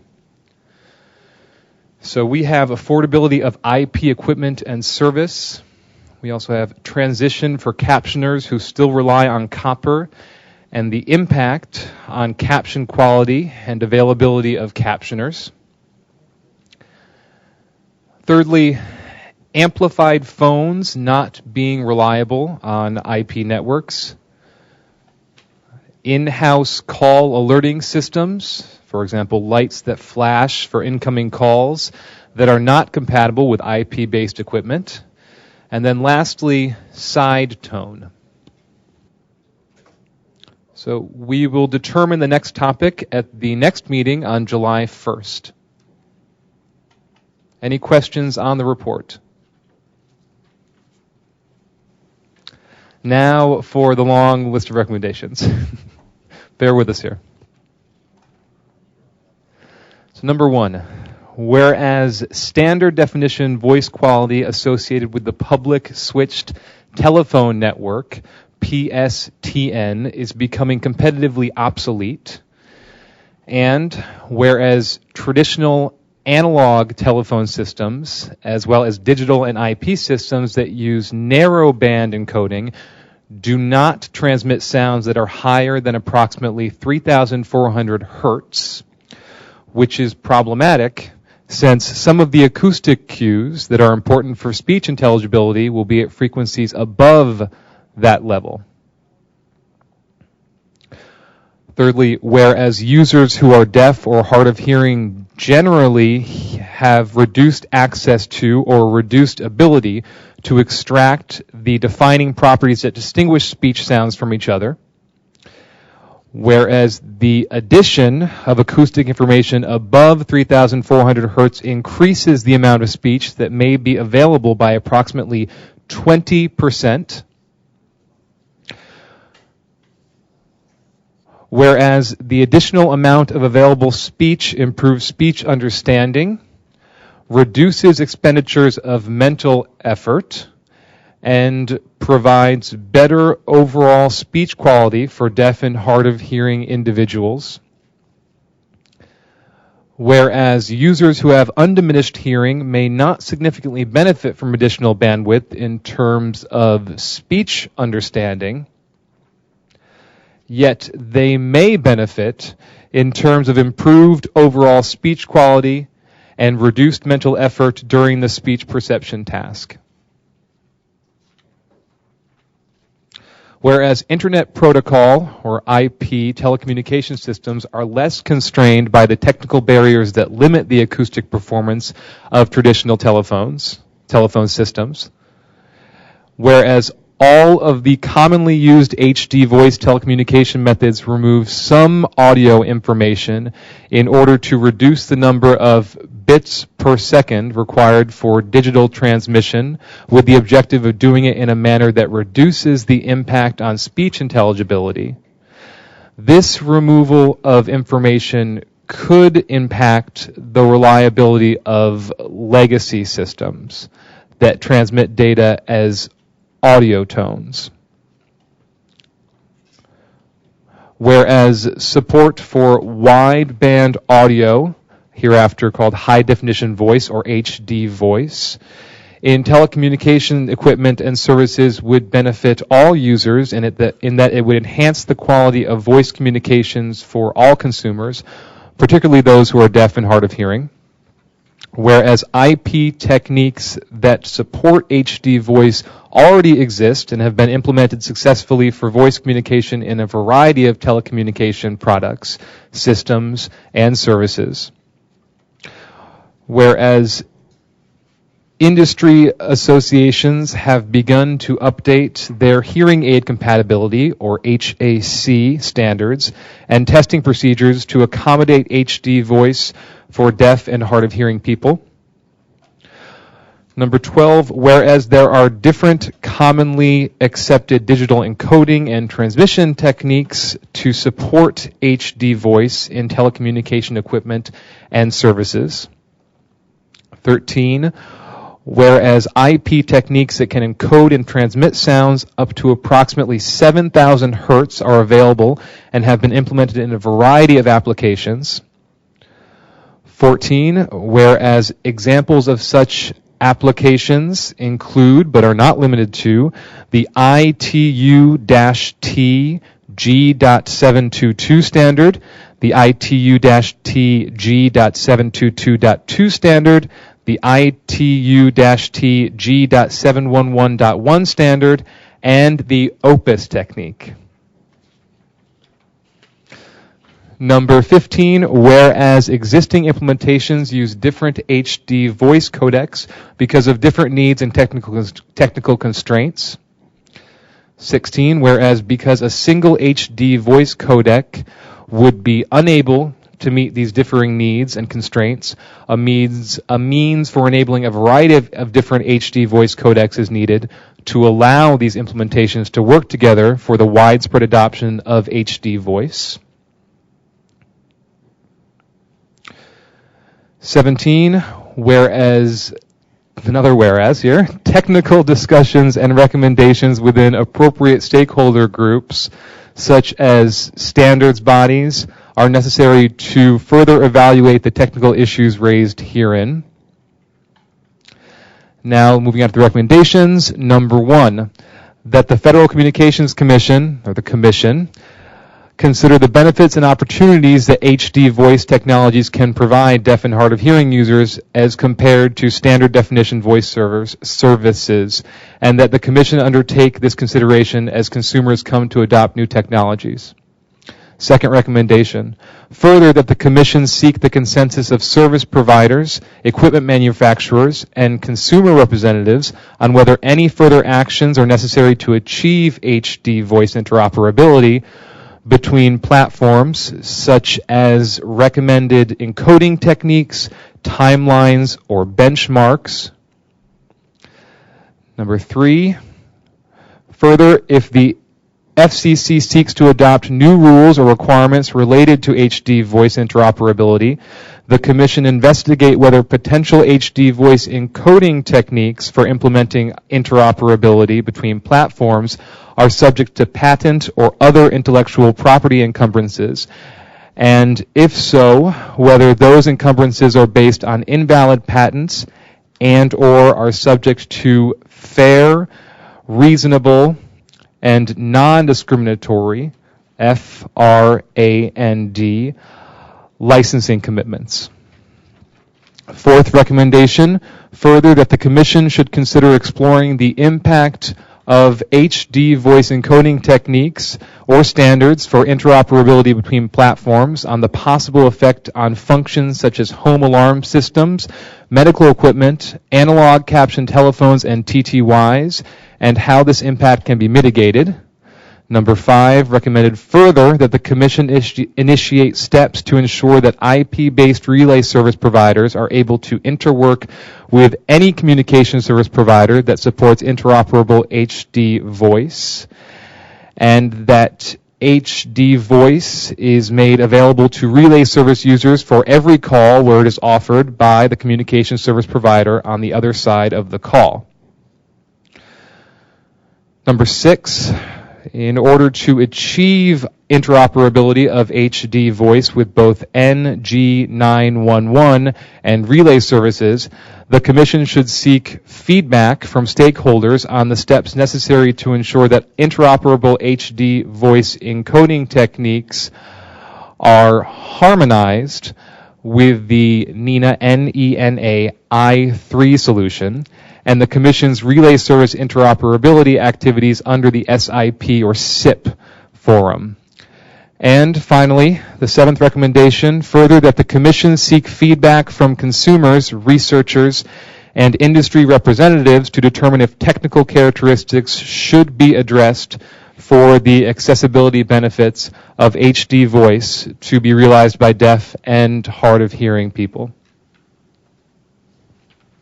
This is Claude. Thank you, Howard, for the Technology Transition Subcommittee report and recommendations. Does anybody want to ask Howard a question or to make a comment on said report?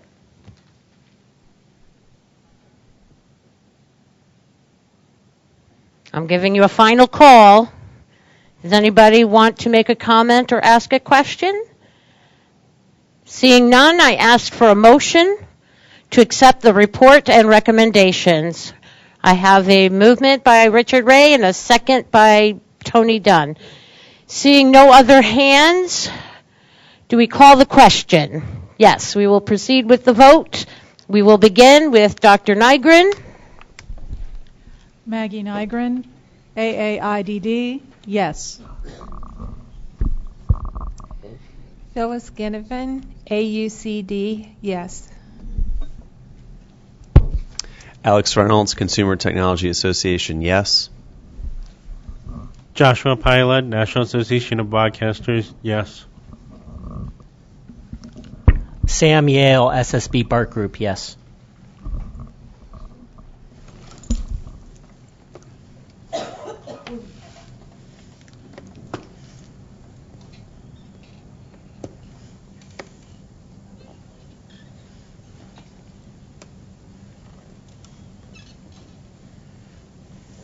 Hannah Thompson, yes. Lisa Ekman, AAPD, yes. Abe Raffy, the Arc of the United States, yes. Jocelyn Hunter, Columbia Lighthouse for the Blind, votes yes. Jerry Parkins, Comcast, yes. Parnell Diggs, National Federation of the Blind, votes yes. Brian Unesco from HKNC says yes. Lisa Hamlin, Hearing Loss Association of America, yes. Ron People, Consumer, yes. Frank Lucia, Georgia Tech Wireless RERC, yes. Linda Cosmas, BTEC Gallaudet, RERC, yes. Jamie Taylor, Deaf Blind Citizens in Action, yes. Tony Dunn with West, yes. Richard Ray, City of Los Angeles Department on Disability, yes. Howard Rosenblum from the National Association of the Deaf, let me think about it. I think yes. Marsha Brooks, Perkins School for the Blind, yes. Linda Vanderloop, AT&T, yes. Avani Bell with TIA, yes. Ian Dillner with Verizon, yes. Matt Gerst with CTIA, yes. Greg Jones with FEMA, abstain. This is Claude. Mark Reichert had to leave us early, but he said he would vote yes for these particular recommendations. And then I, as Claude representing TDI, also vote yes. And I believe the motion is carried. And this will be presented to the Commission for their full consideration and hopefully following action. Okay, I see now we are at 2:10 p.m. We are supposed to have a break at 2:35, But we are about 20 minutes ahead, 25 minutes ahead. But Karen, you had some comments you wanted to make. Yes, this will be very brief. I just wanted to let you know that we have good news that we will be rechartering this Disability Advisory Committee for next year. And very soon, or not necessarily very soon, but at some point in the next few months, look for requests for new applications. For those of you who are not familiar with the process, members are selected for a term. For this committee, it was 2 years. Usually, it's 2 years, and so we will be going through that selection process again. So you can look forward to that notice. For those of you who are not on our access info list, I can remind you that that's one way of finding out what we're going to be doing, although you would be the members here would be probably getting direct notice as well. But you may want to subscribe by sending an email to access info. It's ACCESSINFO at fcc.gov, and just ask to subscribe, and you will get regular information from us by email about the proceedings that we have, the meetings, the events, celebrations, and really any FCC business pertaining to disability access. And this is Elaine, and I think that's a good email to send for anybody who's watching remotely, because it really is the way to stay in touch with the FCC Disability Rights Office and know what we're up to. This is Claude. I think I hear Matt's hand being raised. What would you like to say? So this is Matt at CTIA, and first, just want to say thank you, because I think the Commission's interest in renewing the DAC recognizes the collaborative effort that's been gone on here, and certainly I think the group, speaking for myself, I think appreciates that recognition of what we've accomplished. But a question, the last meeting where there was some discussion about potentially rechartering the DAC, there was, I believe, a request that the co-chairs, work together and come up with some recommendations about what the next DAC might focus on, and that this group could then review that and provide some input that we could also recommend to the Commission. Is there a status update on that effort?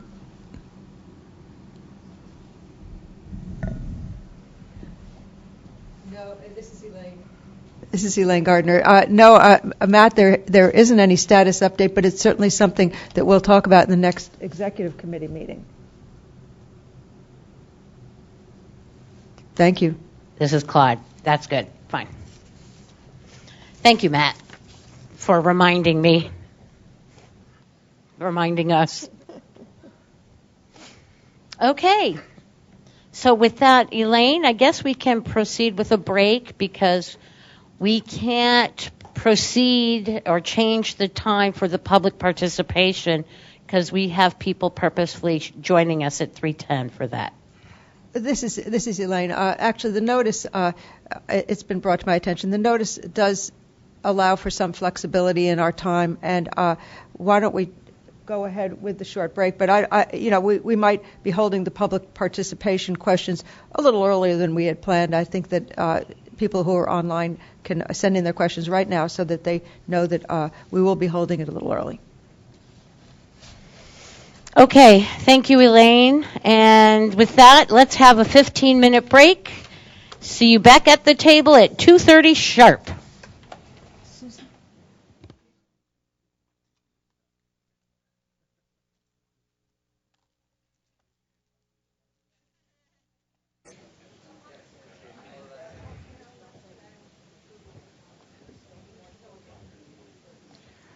All right, if I could have everyone's attention, it's time to get started again.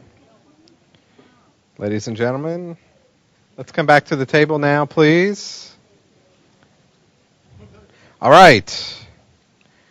We would like to move forward with the agenda. The next item is new business. So I would like to open the floor to anyone who would like to propose any new business. I understand that Howard Rosenblum or Linda would like to say something during the new business section of the meeting. Am I correct?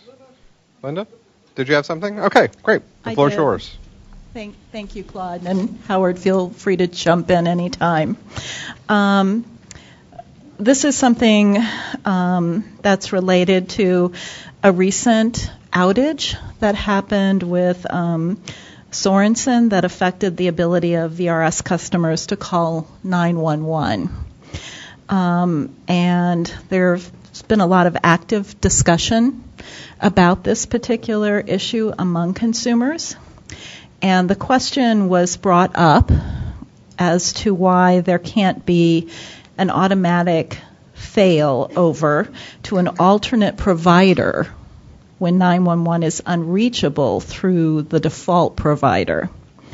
So conceptually, how this is envisioned to work is that when the user dials 911 and is unable to get connected to the provider, the VP switches to an alternate provider to complete the 911 call. The last time that the FCC acted on this was in 2008, in an order in 2008, and a lot has happened in terms of technology since that time that makes it much more feasible to have this option than it used to be. For instance, the SIP interoperability profile work has progressed. ACE is already capable of multiple provider support today, and it wouldn't take much to adapt it for this purpose. So we'd like to bring this to the attention of the DAC and add this as new business. Okay. Howard, did you have anything to add? No? Okay. Would you like to respond? As you know, we've looked a lot at emergency access issues, including emergency access via relay services over the years. And as you point out, the technology has changed considerably. And we very much welcome a recommendation on this issue. Did Michael want to? Elaine, did you have something to say or no? Just to add, I think that you make a good point, Linda, that the ACE app has a lot of capabilities. So it's ever evolving. And it's, I think that if one of your subcommittees would like to take this up, make a recommendation to us, it's something that we would definitely pursue. Okay, thank you, Karen. Okay. Linda, did you want to make a formal motion or? I don't think it's necessary. This is Karen. I don't think it's necessary. I think that if you just assign this maybe to one of the committees and the committee comes up with a resolution or recommendation, I think that would be fine. We could then take it back and try to act on it. Does that sound good to you too, Linda? Okay. Thank you. Elaine? Marcia and Angie are right there, and Angie's trying to hide. But I think that probably what the thought is that perhaps the VRS quality or perhaps the full subcommittee, the relay subcommittee, could take a look at this and see if this is something they would like to draft a recommendation on. All right, sounds good. Thank you, Linda, for bringing that up. Any other new business? Any other comments during new business that needs to be brought up? Okay. Seeing none, then we will move on to the portion of our meeting where we have public participation comments. Any members of the public who would like to make a comment as part of our FICA process, to give the opportunity for members of the public to give their personal opinion about issues that we are discussing, any experiences they'd like to share with the DAC committee. I do have two. I'm sorry. Maybe first what I should do is ask folks from the live audience here in the room if they would like to make any comments or have any questions. Okay. I don't see any at this time. So we did receive 2 emails that I would like to read to you. The first one is from Amy Van de Vale. I would like to ask this question live, but I had to leave the DAC meeting early to catch my flight at DCA. 10,000 people turn 65 every day and will for the next 20 years. We have an aging population with a variety of newly acquired disabilities. Unlike other disability groups, they do not often take and refuse to accept assistive technologies, which then leads to social isolation, as well as health issues. I hope that the DAC will consider how we can assist senior citizens. They need your help. Hi, this is Elaine Gardner again. That's a great question. It's a great issue. Of course, the DAC has always considered people who are senior citizens as part of the disability community when they have a disability. But perhaps one thought I had when I read this question is that we have a new charter of the DAC coming up. I think it would be a great idea for the community of people who are senior citizens, who represent people with senior citizens, to think strongly about nominating someone to be a member of the DAC. I think that would be a real important representative in our community, and I would urge that. I mean, it's not like we're not thinking about the community of people who are senior citizens, but I think it would be great to have a member. I mean, not like you don't have members who are senior citizens. I mean, there are a few of us here, but we need perhaps a representative. I'm one of them. Just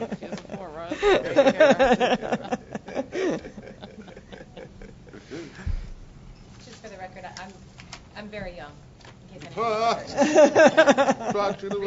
I'm surprised you didn't raise your hand, Karen. I said the four of us. Okay. The second is a question from Mark Hill, who is president of the CPADO, Cerebral Palsy and Deaf Organization. He has attended the last DAC meeting. He sat over to my right, but he would like to ask us about updates on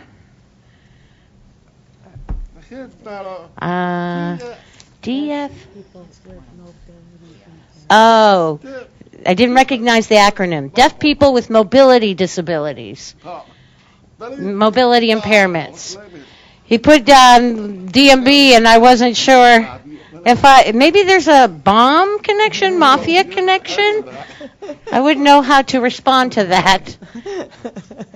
So, in terms of mobility disabilities, is there any update regarding that?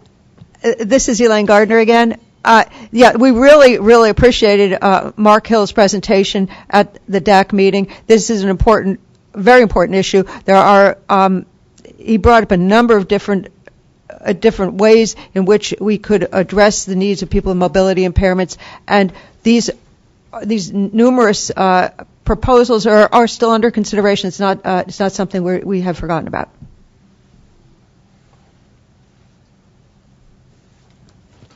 This is Claude. Thank you, Elaine. We have a third and so far last email from the cloud, from the public. It came from Jeff Beatty. I would like to bring your attention and get this point across. Where is SMS text to 911 and GPS apps? How's that going? How come the major providers of text to 911 are willing to develop app services for the Peace apps, but nothing is provided in terms of SMS text 911 apps for mobile phones? Apparently, this is representing both the iPhone and Android phones. I fully support SMS text to 911 and GPS apps. It will save many more lives, both deaf and hard of hearing and deaf blind and speech impaired. The FCC staff told me that they were working on the interactive text to 911 map 2.5 years ago, and nothing has happened since. I am getting tired of making text to getting that coverage. I want it for the deaf community. Enough is enough, because it is 2016. Signed, Jeff Beatty, Accessibility Lens Group.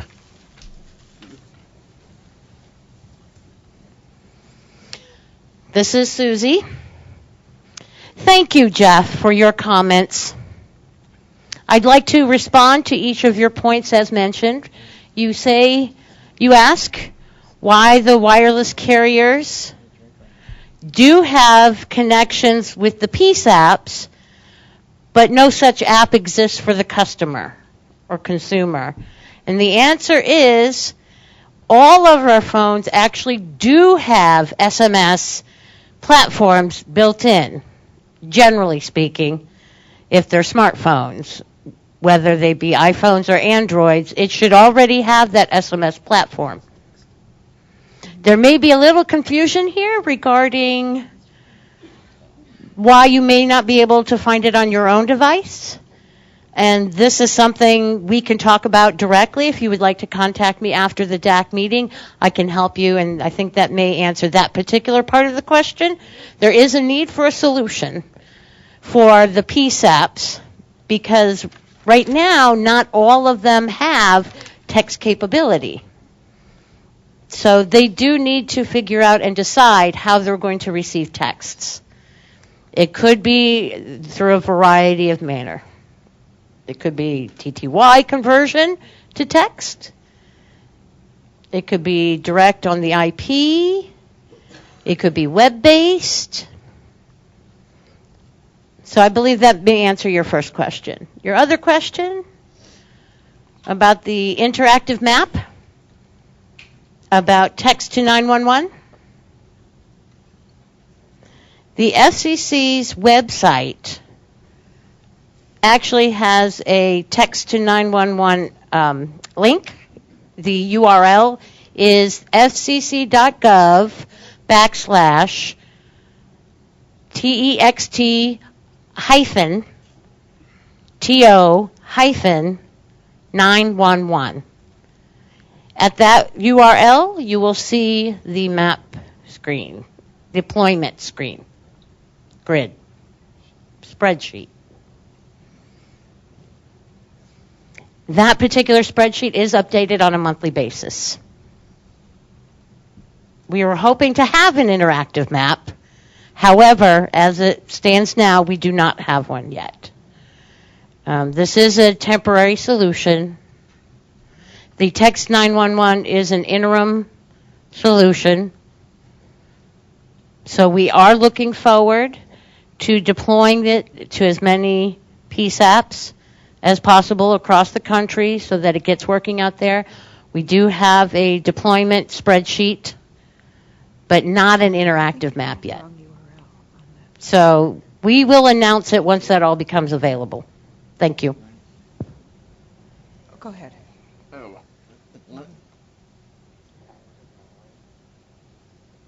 This is Howard Rosenblum from the NAD. This is Howard Rosenblum from the NAD. Howard Rosenblum from NAD. So, Jeff, please contact the FCC. We would be happy to sue as many PSAPs as we can. We already have one. There's litigation against a PSAP in Arizona, so please be in touch.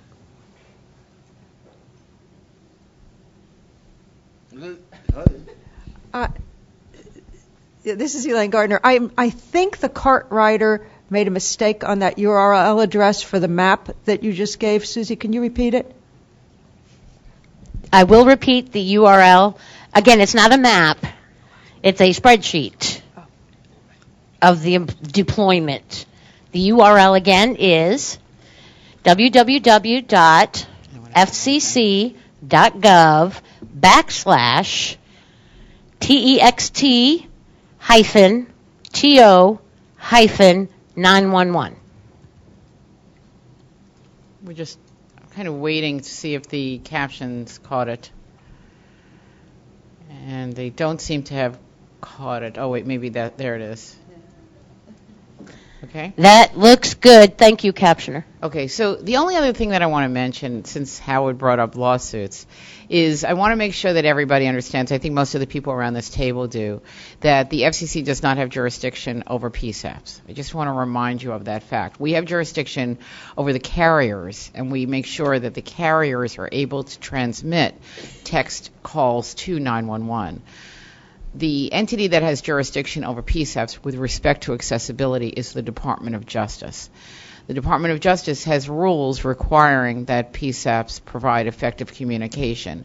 In the past, this meant access through TTYs, but the Department of Justice has made some statements that would indicate that current forms of technology need to be used as well. So I just want to clarify that the lawsuits don't have anything to do with the FCC's jurisdiction.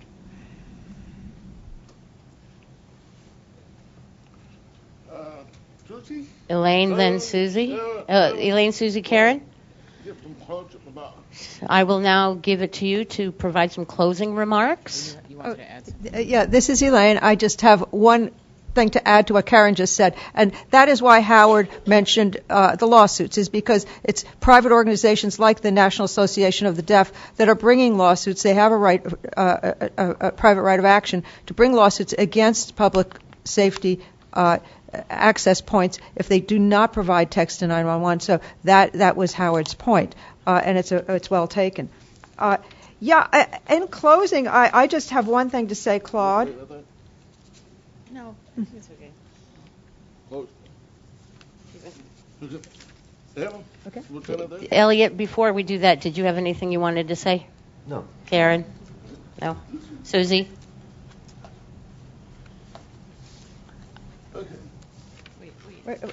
Okay, well...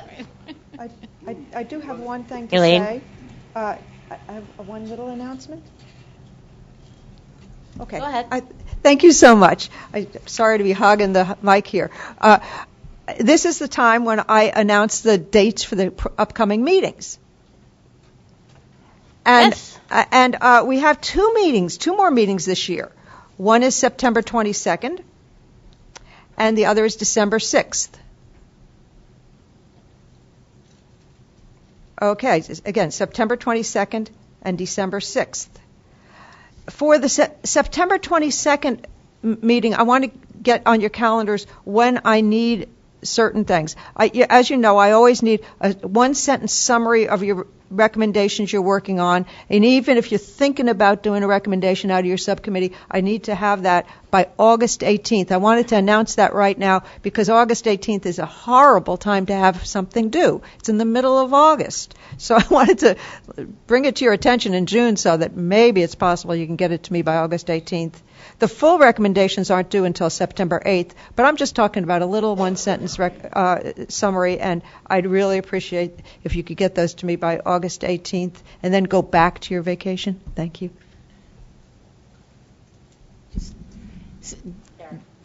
I just want to again thank all of you for all of the time, effort, and resources that you've put into this committee. I know that I thank you a lot, but I can't thank you enough because the work that you've done, you have again held true to responding to our call for actionable recommendations, and we have tried to. We know we haven't been able to address everything, but we've tried to hold true to responding to these actionable recommendations. And I think one of the best examples was real-time text, which, as you know, your recommendations are covering the notice of proposed rulemaking on this issue. So thank you so much for your work in that area as well as all the areas in which you've been giving us a lot of wonderful feedback.